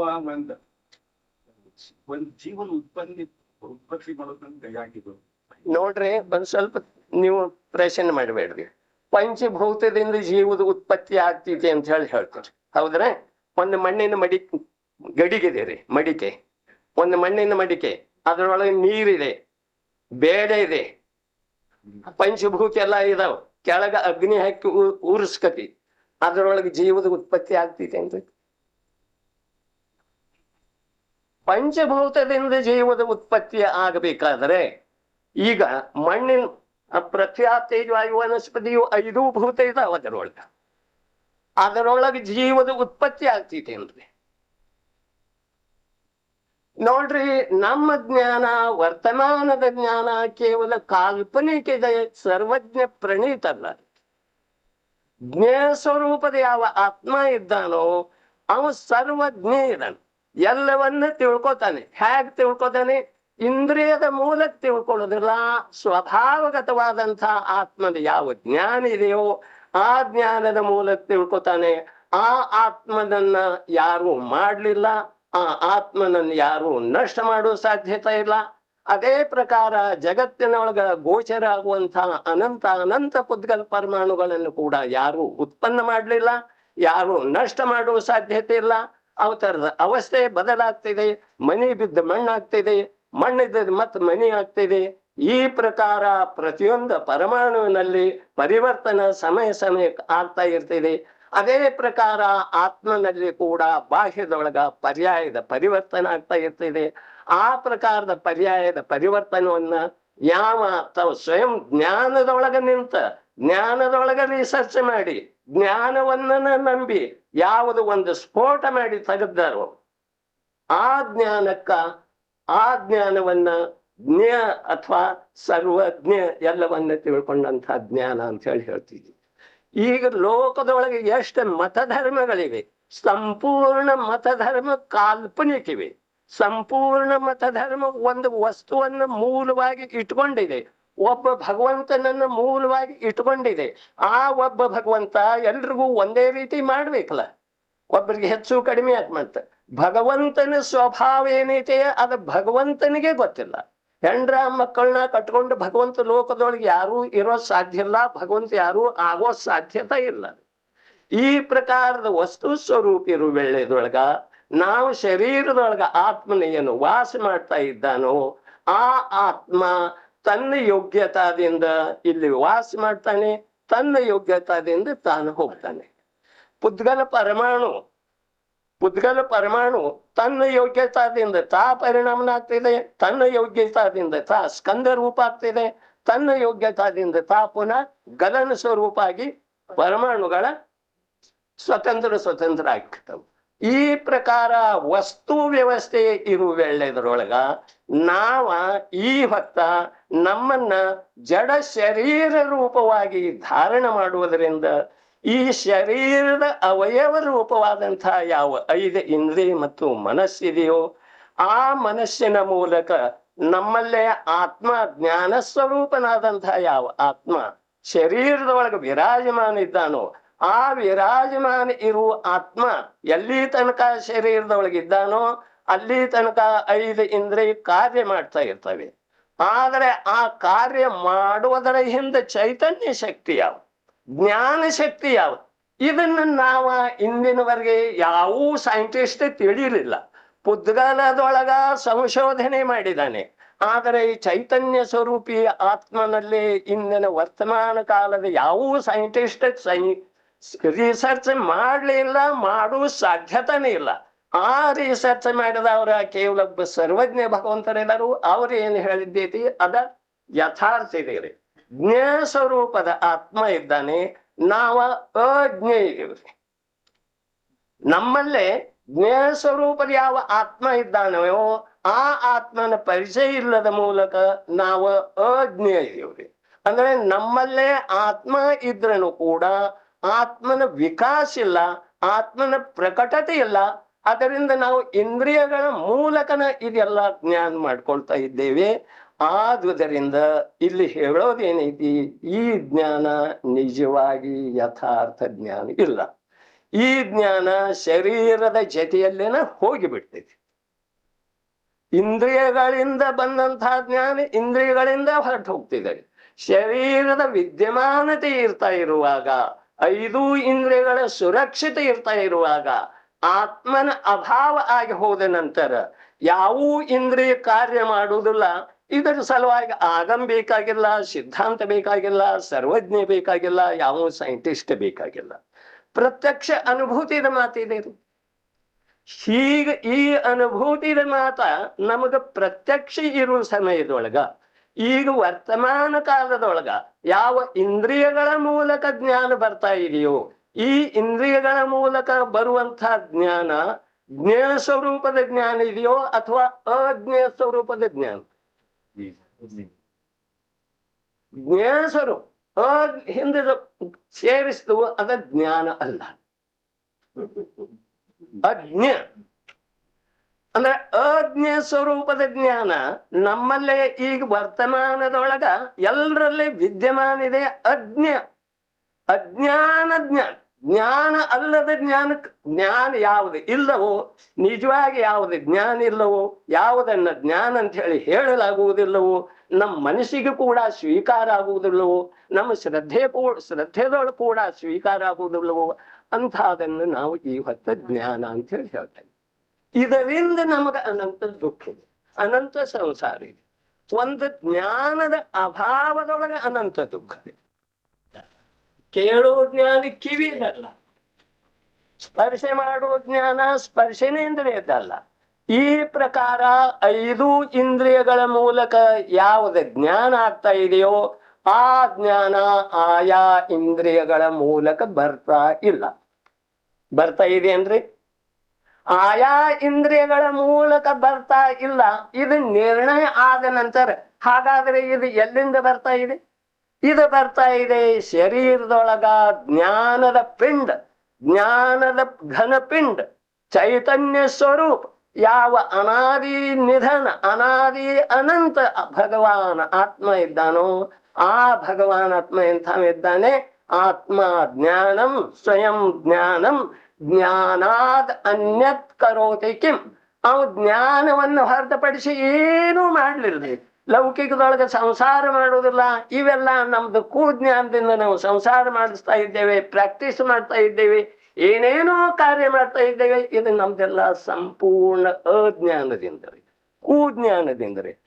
ಆದರೆ ಆ ಜ್ಞಾನ ಸ್ವರೂಪನಾದಂತಹ ಯಾವ ಭಗವಾನ್ ಆತ್ಮ ಇದ್ದಾನೋ ಅವ ಬರೇ ತಿಳ್ಕೊಳ್ಳೋದು ಒಂದೇ ಕಾರ್ಯ ಮಾಡ್ತಾನೆ. ಅನಾದಿ ನಿಗೋಧ ಕಾಯಿಕ ಜೀವ ಕೂಡ ಅಂಶ ಮಾತ್ರ ಜ್ಞಾನ ಇರುವುದರಿಂದ ಆ ಜ್ಞಾನದಿಂದ ಬರೇ ತಿಳ್ಕೊಳ್ಳುವ ಕಾರ್ಯ ಮಾಡ್ತಿದೆ ವಿನಃ ಉಳಿದು ಯಾವ ಕಾರ್ಯ ಮಾಡಲಿಲ್ಲ. ಬರೇ ತಿಳ್ಕೊಳ್ಳುವ ಕಾರ್ಯ ಮಾಡ್ತಿದೆ. ತಿಳ್ಕೊಳ್ಳುವ ಕಾರ್ಯದೊಳಗ ನನ್ನಲ್ಲೇ ಅಪರಾಧ ಆಗಿದೆ ಅಂತ ಹೇಳಿ ಆ ನಿಗೋಧ ಕಾಯಕ ಜೀವಗ ತಿಳಿದ ಬಂದ ನಂತರ ಅದ ಪುರುಷಾರ್ಥ ಮಾಡಿ ಮೇಲ್ ಬರ್ತಿದೆ. ಅಲ್ಲಿ ಯಾರ ಆಶ್ರಯದಿಂದ ನಿಗೋಧ ಕಾಯಕ ಜೀವ ಮೇಲ್ ಬರಲಿಲ್ಲ. ನಾವು ಇಲ್ಲಿವರೆಗೆ ಬಂದಿದ್ದೇವೆ, ನಾವು ನಿಗೋಧದಿಂದ ಬಂದಿದ್ದೀವಿ. ಯಾರಿಗೂ ಆಶ್ರಯಭೂತ ಆಗಲಿಲ್ಲ ರೀ. ನಾವು ಸ್ವಯಂ ನಿಗೋಧದಿಂದ ಏಕೇಂದ್ರಿಯ ಜೀವ, ಒಂದ ಇಂದ್ರಿಯ, ಒಂದು ಶ್ವಾಸದೊಳಗ 18 ಜನ್ಮ ಮತ್ತು 18 ಮರಣ, ಎಷ್ಟು ವೇದನೆ, ಇಂಥ ಅನಂತ ವೇದನೆ, ಭಾವ ಕಲಂಕದ ಪ್ರಚುರತೆಯಿಂದ ಯಾವ ನಿಗೋಧದೊಳಗ ನಾ ಇದ್ದೀನೋ, ಅಂದ್ರೆ ಪ್ರತಿಯೊಂದು ಜೀವ ನಿಗೋಧದಿಂದ ಮೇಲೆ ಬಂದದ್ದಿದೆ. ಆ ನಿಗೋಧದಿಂದ ಮೇಲ್ ಬರ್ಬೇಕಾದ್ರೆ ಆ ಜೀವಕ್ಕ ಈ ಲೋಕದೊಳಗ ಆಧಾರ ಯಾವ ಸರ್ವಜ್ಞ ಭಗವಂತ ಆಧಾರ ಆಗಿದರು, ಅಥವಾ ಯಾವ ಮುನಿ ಭಗವಂತ ಆಧಾರ ಆಗಿದರು, ಅಥವಾ ಯಾವ ಶಾಸ್ತ್ರ ಆಧಾರ ಆಗಿದೆಯೋ, ಅಥವಾ ಯಾವ ಸಮರ್ಥಶಾಲಿ ವ್ಯಕ್ತಿ ಆಧಾರ ಆಗಿದೆ. ಆಧಾರ ಆಗಲಿಕ್ಕೆ ಸಮಯ ಯಾವಾಗ್ರಿ? ಪ್ರತಿಯೊಂದು ಜೀವ. ನಾನು ನಿಮಗೆ ಸಹಾಯ ಮಾಡ್ಬೇಕಾದ್ರೆ ನನ್ನ ಹತ್ರ ಸಮಯ ಇಲ್ಲ. ಪ್ರತಿಯೊಂದು ಪರ್ಯಾಯ ಸಮಯಕ್ಕೆ ಹೊರಡು ಕಾರ್ಯ ಮಾಡ್ತಾ ಇರುವಾಗ ಪ್ರತಿಯೊಂದು ಜಡ ಚೇತನ ವಸ್ತುವು ತಮ್ಮಲ್ಲೇ ತಾವು ವ್ಯಸ್ತ ಇರುವಾಗ ಇನ್ನೊಬ್ಬರಿಗೆ ಸಹಾಯ ಹೇಗೆ ಮಾಡ್ತಿದ್ದಾರೆ? ನಮ್ದು ಭ್ರಾಮಕ ಕಲ್ಪನೆ ಇದೆ, ನಮಗ ಭಗವಂತ ಕಲ್ಯಾಣ ಮಾಡ್ತಾನೆ, ನಮಗ ಆಗಮದಿಂದ ತಿಳಿದು ಬರ್ತಿದೆ, ದಿವ್ಯ ಧ್ವನಿದಿಂದ ತಿಳಿದು ಬರ್ತಿದೆ. ಇದು ಸಂಪೂರ್ಣ ನಿಮಿತ್ತದ ಕಥನ, ಸಂಪೂರ್ಣ ಉಪಚಾರ ಕಥನ್ ರೀ. ಯಾರಿಂದ ಯಾರಿಗೂ ತಿಳಿದು ಬರೋ ಸಾಧ್ಯ. ಇದನ್ನ ನಾವು ತಿಳ್ಕೊಂಡ ನಂತರ ನಮ್ಮಿಂದ ನಮಗೆ ತಿಳಿದು ಬರ್ತಿದೆ. ಈ ಮಾತಿನ ಮೇಲೆ ಶ್ರದ್ಧೆ ಮಾಡಿದ ನಂತರ ನಾವು ಸಂಸಾರದಿಂದ ಬಿಡುಗಡೆ ಹೊಂದುವ ಸಾಧ್ಯತೆ ಇದೆ. ಇಲ್ಲದೆ ಇದ್ರೆ ನಾವು ಪರಾವಲಂಬನೆ ಎಲ್ಲಿ ತನಕ ಇದೆಯೋ, ಎಲ್ಲಿ ತನಕ ಪರ ಪದಾರ್ಥದ ಮೇಲೆ ಶ್ರದ್ಧೆ ಇದೆಯೋ, ಪರದಿಂದ ನನಗೆ ಕಲ್ಯಾಣ ಆಗ್ತಿದೆ ಅನ್ನುವಂಥ ಮಿಥ್ಯಾ ಭ್ರಮೆ ಇದೆಯೋ, ಅಲ್ಲಿ ತನಕ ಈ ಜೀವಕ್ಕ ಯಾವಾಗೂ ಕಲ್ಯಾಣದ ಅಂಶ ಕೂಡ ಉತ್ಪನ್ನ ಆಗೋ ಸಾಧ್ಯತೆ ಇಲ್ಲ. ಹೀಗಿರುವುದರಿಂದ ನಾವು ಅನಾದಿ ಕಾಲದಿಂದ ಇಂದಿನ ತನಕ ಸಂಪೂರ್ಣ ಪರಪದಾರ್ಥದ ಮೇಲೆ ಇಲ್ಲಿ ಪ್ರವಚನ ಕೇಳುವುದರಿಂದ ನಮಗೆ ಜ್ಞಾನದ ಉತ್ಪತ್ತಿ ಆಗ್ತಿದೆ. ಸಂಪೂರ್ಣ ಮಿಥ್ಯ ಇದೆ, 100% ಅಜ್ಞಾನ ಇದೆ ರೀ. ಇದ್ರಿ ನಾವು ತಿಳ್ಕೊಳ್ಳುವುದರಿಂದ ತಿಳಿದು ಬರ್ತಿದೆ ವಿನಃ ಕೇಳುವುದರಿಂದ ತಿಳಿದು ಬರುವುದಿಲ್ಲ. ದಿವ್ಯ ಧ್ವನಿ ಕೇಳುವುದರಿಂದ ತಿಳಿದು ಬರುವುದಿಲ್ಲ, ದಿವ್ಯ ಧ್ವನಿ ತಿಳ್ಕೊಳ್ಳುವುದರಿಂದ ತಿಳಿದು ಬರ್ತಿದೆ. ಆ ಕಾರಣದಿಂದ ನಾವು ಇಂದಿನ ತನಕ ಯಾವ ಪರಾವಲಂಬನ ಸ್ವೀಕಾರ ಮಾಡಿದೇವೆಯೋ, ನಮ್ಮ ಆತ್ಮ ಯಾವ ಪರಾವಲಂಬನದ ಸ್ವೀಕಾರ ಮಾಡಿದನೋ, ಶರೀರದಿಂದ ಧರ್ಮ ಆಗ್ತಿದೆ. ಶರೀರದಿಂದ ಧರ್ಮ ಆದರೆ ಶರೀರ ಮೋಕ್ಷಕ್ಕೆ ಹೋಗ್ಬೇಕ್ರಿ. ಎಲ್ಲಿದೆ ಲೋಕದೊಳಗೆ ನ್ಯಾಯ? ಶರೀರ ಅಂತೂ ಇಲ್ಲೇ ಬೀಳ್ತಿದೆ. ಭಲೆ ಮೋಕ್ಷಕ್ಕೆ ಹೋಗುವಂತಹ ಅರ್ಹಂತ ಪರಮೇಶ್ವರಿ ಶರೀರ ಸಹಿತ ಹೋಗ್ತಾರ್ರಿ. ಹಾಗಾದರೆ ಯಾವುದರಿಂದ ಧರ್ಮ ಆಗ್ತಿದೆ? ಧರ್ಮ ಆಗುವುದ ಆತ್ಮನಿಂದ, ಆತ್ಮನಲ್ಲೇ ಧರ್ಮದ ಉತ್ಪತ್ತಿ ಆಗ್ತಿದೆ. ಇವು ಸಂಪೂರ್ಣ ಜನಾಗಮ 4 ಅನುಯೋಗ ಏನ್ ಹೇಳ್ತಾವು? ನೀನ್ ನಿನ್ನನ್ನು ನಂಬು, ನೀನ್ ನಿನ್ನ ಮೇಲೆ ಶ್ರದ್ಧೆ ಮಾಡಿ. ಇವು ಅಲ್ಲಿ ಇಲ್ಲಿ ದೌಡ ಧೂಪ ಮಾಡು ಕಾರ್ಯ ಇಲ್ಲವೇ ಇಲ್ಲ. ದೌಡ ಧೂಪ ಮಾಡುವ ಕಾರ್ಯ ಇದ್ರೆ ಮುನಿ ಭಗವಂತ ಜಂಗಲ್ದೊಳಗ ಧ್ಯಾನಕ್ಕೆ ಕೂತಿರ್ತಾನ್ರಿ. ಯಾವ ಒಬ್ಬ ದರಿದ್ರ ಮನುಷ್ಯ ಕೂತಿದ್ದಾನೆ ಅಂತ ಹೇಳಿ ಜಗತ್ತೆಲ್ಲ ಹೇಳ್ಬಹುದು. ಅವ್ ಧ್ಯಾನಕ್ಕೆ ಕೂತಿದ್ದಾನೆ, ಶ್ರೇಣಿ ಹಚ್ಚಿದ್ದಾನೆ, ಕ್ಷಪಕ ಶ್ರೇಣಿ ಹಚ್ಚಿದ್ದಾನೆ, 10, 11, 12ನೇ ಗುಣಸ್ಥಾನದ ಉಲ್ಲಂಘನೆ ಮಾಡ್ತಾನೆ. ಒಮ್ಮೆಲೆ ಕೇವಲ ಜ್ಞಾನ ಆಗ್ತಿದೆ. ಅವನಲ್ಲಿ ಆದಂಥ ಪರಿವರ್ತನ ಜಗತ್ತಿಗೆ ಎಷ್ಟು ಗೊತ್ತದೆ? ಜಗತ್ತು ಎಷ್ಟು ನೋಡ್ತೀರಿ? ಅವನ ಪರಿವರ್ತನೆ ಎಲ್ಲೈತಿ? ಕೇವಲ ಜ್ಞಾನ ಎಲ್ಲೈತಿ? ಶರೀರದಿಂದ ಐತೇನ್ರಿ? ಬಾಹ್ಯದೊಳಗಾಯ್ತೇನ್ರಿ? ಜಗತ್ತಿಗೆ ಗೋಚರ ಆಗುವಂಗ ಆಗೈತೇನ್ರಿ? ಎಲ್ಲಾಗಿದೆ? ನನಗ 2 ದಿವಸ ಉಪವಾಸ ಇದ್ದ ನಂತರ, ಬಿಸಿಲೊಳಗೆ ಬಂದ ನಂತರ 1 ಗ್ಲಾಸ ನಿಂಬೆ ಹಣ್ಣಿನ ಪಾನಕ ಕೊಟ್ಟ ನಂತರ ನನಗೆ ಒಳಗ ಶಾಂತಿ ಆಗ್ತಿದ್ದಾರೆ. ಆ ಶಾಂತಿ ಮನೆಯೊಳಗಿದ್ದವ್ರಿಗೆ ಯಾರಿಗೆ ಗೊತ್ತಾಗ್ತಿದ್ದಾರೆ? ಯಾರಿಗೆ ತಿಳಿದ ಬರ್ತಾ ಇದ್ದಾರೆ? ಈ ಜೀವಕ್ಕ ಶಾಂತಿ ಆಗಿದೆ ಅಂತ ಹೇಳಿ ಯಾರಿಗೆ ಗೊತ್ತಾಗ್ತಿದ್ದಾರೆ? ಸ್ವಯಂ ನನಗ್ ಗೊತ್ತಾಗ್ತಿದ್ದೇನ್ರಿ? ಮಹನೀಯರೇ, ವಸ್ತುವಿನ ಸ್ವರೂಪ ತಮ್ಮಲ್ಲೇ ತಾವು ಸ್ವಯಂ ಭಗವಾನ್ ಇದೆ. ಪ್ರತಿಯೊಂದು ವಸ್ತು ಸ್ವಯಂ ಭಗವಾನ್ ಇದೆ. ಆ ಭಗವಂತನನ್ನ ನಾವು ಅನಾದಿ ಕಾಲದಿಂದ ಅಗೌರವ ಮಾಡಿದ ಫಲವನ್ನು ನಾವು ಅನುಭವಿಸ್ತಾ ಇದ್ದೇವೆ. ಈಗ ಶರೀರದೊಳಗಿಂದ ಆತ್ಮ ಹೊರಟು ಹೋದ ನಂತರ ಯಾವ ಇಂದ್ರಿಯ ಕಾರ್ಯ ಮಾಡ್ತಿದೆ? ಯಾವ ಇಂದ್ರಿಯ ಕಾರ್ಯ ಮಾಡ್ತಿದೆ? ಲೋಕದೊಳಗ ಮಹಾನ್ ದೊಡ್ಡ ವ್ಯಕ್ತಿ ಅಂತ ಹೇಳಿ ಹೇಳ್ತೇವ್ರಿ. ಆ ಮಹಾನ್ ದೊಡ್ಡ ವ್ಯಕ್ತಿ ಯಾವುದರಿಂದ ಇದಾನ್ರಿ? ಆ ವ್ಯಕ್ತಿಗೆ ಮಹಾನ್ ಅಂತ ಹೇಳಿ ನಾವು ಹೇಗೆ ಹೇಳಿದ್ವಿ? ಅವನ ಮಹಾನತ ಎಲ್ಲಿರ್ತದೆ? ಮಹಾನತ ಎಲ್ಲಿದೆ? ಈ ಮುನಿ ಭಗವಂತರ ಮಹಾನತ ಎಲ್ಲಿದೆ? ಅವನ ಮಹಾನತ ಲೋಕದೊಳಗೆ 10,000 ಜನರೊಳಗೆ ಸತ್ಕಾರ ಆಯ್ತು. ಭಾರತದ ಪ್ರಧಾನಮಂತ್ರಿ. ಮಹನೀಯರೇ, ಇವೆಲ್ಲ ಅಜ್ಞಾನ ಕುಜ್ಞಾನದ ಮಹಿಮೆ, ಸಂಪೂರ್ಣ ಅಜ್ಞಾನದ ಮಹಿಮೆ ಇದೆ. ಯಾರ ದೇಶದ ಹಿತ ನೀವು ಮಾಡ್ತೀರಿ? ಗರೀಬರ ಕಲ್ಯಾಣ ನೀವು ಮಾಡ್ತೀರಿ? ಯಾರ್ದ ಕಲ್ಯಾಣ ಇಂದಿನ ತನಕ ಯಾರು ಮಾಡಿದಾರ್ರಿ? ಮಗ ದುಷ್ಟಿ ಇದ್ದ ನಂತರ ಅವನನ್ನ ದಾರಿಗೆ ಯಾವ ತಾಯಿ ತಂದೆ ಇದಾರ್ರಿ? ಹೇಳ್ರಿ, ಯಾರ್ದ ಕಲ್ಯಾಣ ಯಾರು ಮಾಡೋ ಸಾಧ್ಯತೆ? ಶರೀರದ ಹಿತ ಆತ್ಮ ಮಾಡೋ ಸಾಧ್ಯತೆ ಇದೆ. ಏನ್ ಮಾಡೋ ಸಾಧ್ಯತೆ ಇದೆ? ನಮ್ದು ನಂಬಿಕೆ, ನಮ್ದು ಶ್ರದ್ಧೆ ಎಲ್ಲೆಲ್ಲಿ ಕಾರ್ಯ ಮಾಡ್ತಾ ಇದೆ, ಅದರಿಂದ ನಮಗೆ ಎಷ್ಟೆಷ್ಟು ಲಾಭ ಆಗ್ತಾ ಇದೆ. ಯಾವ್ಯಾವ ಕಾರ್ಯ ಮಾಡ್ತಾ ಇದೆ ನಮ್ಮ ಮನಸ್ಸು, ಅದರಿಂದ ಪ್ರತ್ಯಕ್ಷ ಈ ಶರೀರಕ್ಕೆ ಎಷ್ಟು ಲಾಭ? ಹಾರ್ಟ್ ಅಟ್ಯಾಕ್ ಆಯ್ತು, ಅಡ್ಮಿಟ್ ಮಾಡ್ತು, ಆಯುಷ್ಯ ಮುಗಿದ ನಂತರ ತೀರ್ ಹೋದ, ಡಾಕ್ಟರ್ ಏನ್ ಮಾಡ್ರು? ಸ್ವಯಂ ಡಾಕ್ಟರ್ ಸತ್ ಹೋಗ್ತಾರೆ. ಯಾವ ಡಾಕ್ಟರ್ ಇಂದಿನ ತನಕ ಲೋಕದೊಳಗೆ ವಿದ್ಯಮಾನ ಇಲ್ಲ. ಈ ಪ್ರಕಾರದ ವಸ್ತು ಸ್ವಯಂ ತನ್ನಲ್ಲೇ ತಾ ಸಮರ್ಥಶಾಲಿ ಐತಿ, ತನ್ನಲ್ಲೇ ತಾ ನಿಮಗ್ನ ಐತಿ. ಹೀಗಿರುವುದರಿಂದ ಒಂದು ಮಹತ್ವದ ಮಾತಿದ್ರೆ ಏನ್ ಹೇಳ್ತಾರ ಆಚಾರ್ಯ ಭಗವಂತರ? ಧವಲಾದೊಳಗಿನ ಮಾತೇನು ಹೇಳಿತು? ತಿಳಿದುಕೊಂಡ ಪದಾರ್ಥದ ಶ್ರದ್ಧೆ ಮಾಡುವುದು. ನಾವು ಯಾವ ವಸ್ತುವನ್ನ ತಿಳ್ಕೊತೇವೆಯೋ ಆ ವಸ್ತುವಿನ ಶ್ರದ್ಧಾ ಮಾಡೋದ ಅದು ಜ್ಞಾನದ ಕಾರ್ಯ. ಯಾರ್ದೂ ಕಾರ್ಯ ಅಲ್ಲದ ಲೋಕದೊಳಗೆ. ಅದು ಸ್ವಯಂ ಅನಾದಿ ನಿಧನ್ ಸಂಪೂಜಿತವಾದಂತಹ ಯಾವ ಜ್ಞಾನ ಇದೆಯೋ ಆ ಚೈತನ್ಯ ಸ್ವರೂಪಿ ಜ್ಞಾನದ ಕಾರ್ಯ ಇದೆ. ತಿಳಿದುಕೊಂಡಂಥ ವಸ್ತುವಿನ ಮೇಲೆ ಶ್ರದ್ಧೆ ಮಾಡೋದ ಇದು ಜ್ಞಾನದ ಕಾರ್ಯ ಇದೆ. ಈ ಪ್ರಕಾರದ ಜ್ಞಾನದ ಕಾರ್ಯ ಮಿಥ್ಯಾದೃಷ್ಟಿ ಜೀವದಲ್ಲಿ ಆಗುವುದಿಲ್ಲ. ನಮ್ಮಲ್ಲಿ ಜ್ಞಾನದ ಕಾರ್ಯ ಆಗುವುದಿಲ್ಲ. ಇದು ಆಗಮ ಹೇಗಿದೆ? ಆಗಮ ನನಗೆ ಕಲ್ಯಾಣಕಾರಕ ಇಲ್ಲ. ಈ ಪ್ರಕಾರದ ಜ್ಞಾನ ನಮ್ಗಾಗ್ತಿದೆ ಅಲ್ರಿ.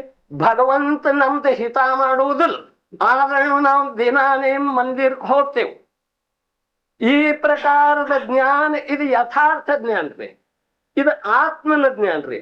ನಾವು ಅಲ್ಲಿ ಹೋಗ್ತೇವೆ, ಭಗವನ್ ನಿನ್ನಿಂದ ನನಗೇನು ಸಹಾಯ ಆಗುವುದಿಲ್ಲ. ಈ ಪ್ರಕಾರ ನಾವು ಎಂದ ಹೇಳಿದೇವ್ರಿ? ಹೇಳಲಿಲ್ಲ. ಅದರ ಸಲುವಾಗಿ ನಾವು ಮಿಥ್ಯಾದೃಷ್ಟಿ ಜೀವದೊಳಗ ಈ ಯಥಾರ್ಥ ಜ್ಞಾನದ ಕಾರ್ಯ ಆಗುವುದಿಲ್ಲ. ಅದರಿಂದ ಅವನನ್ನ ಅಜ್ಞಾನಿ ಅಂತ ಹೇಳಿದ್ವಿ. ನಮ್ಮಲ್ಲೇ ಯಥಾರ್ಥ ಜ್ಞಾನ ಆಗಬೇಕಾದ್ರೆ ನಾವು ಜ್ಞಾನ ಸ್ವರೂಪನಾದಂಥ ಭಗವಾನ್ ಆತ್ಮನ ಸ್ವೀಕಾರ ಮಾಡಿ ಯಾವಾಗ ಒಂದು ಸಮಯದ ಸಮ್ಯಕ್ ದರ್ಶನ ಆಗ್ತಿದೆಯೋ ಆ ವೇಳೆದೊಳಗೆ ಜಗತ್ತೆಲ್ಲ ಶೂನ್ಯದೆ ಅಂತ ಹೇಳಿ ತಿಳಿದು ಬರ್ತಿದೆ. ಅಲ್ಲಿಯವರೆಗೆ ನಮಗೆ ತಿಳಿದು ಬರುವ ಸಾಧ್ಯತೆನೇ ಇಲ್ಲ. ಅದು ಪ್ರತ್ಯಕ್ಷ ಪ್ರಾಕ್ಟಿಕಲ್ ಐತ್ರಿ. ಕಲ್ಲು ಸಕ್ಕರೆ ಅಥವಾ ಸಕ್ಕರೆ ಹೇಗಿದೆ? ಸಿಹಿಮಯ ಇದೆ. ಎಂದೂ ಸಕ್ಕರೆ ಸ್ವಾದ ನೋಡೋಲ್ಲ ಅವನಿಗೆ. ಒಂದು 100 ಪ್ರವಚನದ ಮೂಲಕ ಸಕ್ಕರೆ ಸಿಹಿ ತಿಳಿಸಿಕೊಟ್ಟ ನಂತರ ಅವ್ನ ಸಕ್ಕರೆ ಸ್ವಾದ ಬರ್ತೈತೆ ಅಂತ ಯಾವಾಗೂ ಬರೋ ಸಾಧ್ಯತೆ ಇಲ್ಲ. ಆ ಸ್ವಾದ ಬರುವ ಸಲುವಾಗಿ ಸ್ವಯಂ ಸಕ್ಕರೆಯನ್ನ ನಾಲಿಗೆ ಮೇಲೆ ಹಾಕ್ಬೇಕು.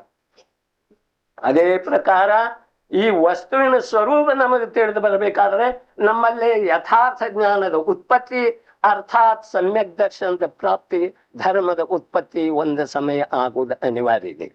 ಆ ಧರ್ಮದ ಉತ್ಪತ್ತಿ ಆಗುವ ಸಲುವಾಗಿನ ಇಲ್ಲಿ ಮಾತು ನಡೀತಾ ಇದೆ. ಸಮ್ಯಕ್ ದರ್ಶನ್ ಅರ್ಥಾತ್ ಧರ್ಮ, ಸಮ್ಯಕ್ ದರ್ಶನ್ ಅರ್ಥಾತ್ ಮೋಕ್ಷ ಮಾರ್ಗ, ಸಮ್ಯಕ್ ದರ್ಶನ್ ಅರ್ಥಾತ್ ಪ್ರತ್ಯಕ್ಷ ಮೋಕ್ಷ.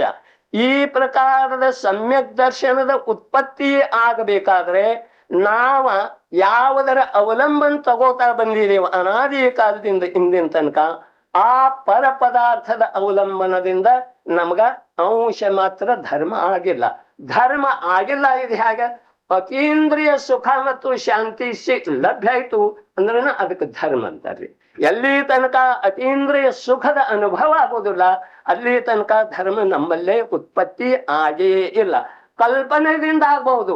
ನಾವು ಸಾಮಾಜಿಕ ಮೈನ್ನು, ಏಕಾಂತ ಮೈನ್ನು, ಧರ್ಮ ಧ್ಯಾನ ಮೈನ್ನು, ಧ್ಯಾನದೊಳಗೆ ನಿಮಗ್ನಾದ್ನು, ಇದೆಲ್ಲ ಕಾಲ್ಪನಿಕ ಜ್ಞಾನ ಇದೆ, ಕಾಲ್ಪನಿಕ ಸುಖ ಇದೆ, ಕಾಲ್ಪನಿಕ ಶಾಂತಿಯ ಅನುಭವ ಇದೆ. ಕೇವಲ ಕಲ್ಪನೆ ಇದೆ. ನಾನು ಸ್ವರ್ಗದೊಳಗೆ ಹೋದಿನು, ಕಲ್ಪನೆ ಮಾಡ್ಲಿಕ್ಕೆ ಏನು ಅಡ್ಡಿ ಇಲ್ಲ. ಧ್ಯಾನ ಮಾಡುವುದರಿಂದ ಸಮ್ಯಕ್ ದರ್ಶನ ಆಗುವುದಿಲ್ಲ. ಧ್ಯೇಯದ ಧ್ಯಾನ ಮಾಡೋದಿರ್ತೈತ್ರಿ, ಧ್ಯೇಯ ವಸ್ತುವಿನ ಪರಿಚಯ ಇಲ್ಲ, ಧ್ಯಾನ ಹೇಗಾಗ್ತೈತ್ರಿ? ಅದೇ ಪ್ರಕಾರ ಇಲ್ಲಿ ಸಮ್ಯಕ್ ದರ್ಶನ ಆಗದವರೆಗೆ ನಮ್ಮ ಎಲ್ಲಾ ಜ್ಞಾನ ಕೂಜ್ಞಾನ ಇದೆ, ಇದು ಸ್ವೀಕಾರ ಮಾಡಿದ ನಂತರ ನಮ್ಮಲ್ಲಿ ಧರ್ಮ ಆಗೋದಿದೆ. ಅದರ ಸಲುವಾಗಿ ಧವಲಾಕಾರ ಎಷ್ಟು ಉತ್ಕೃಷ್ಟ ಮಾತು ಹೇಳ್ತಾರು.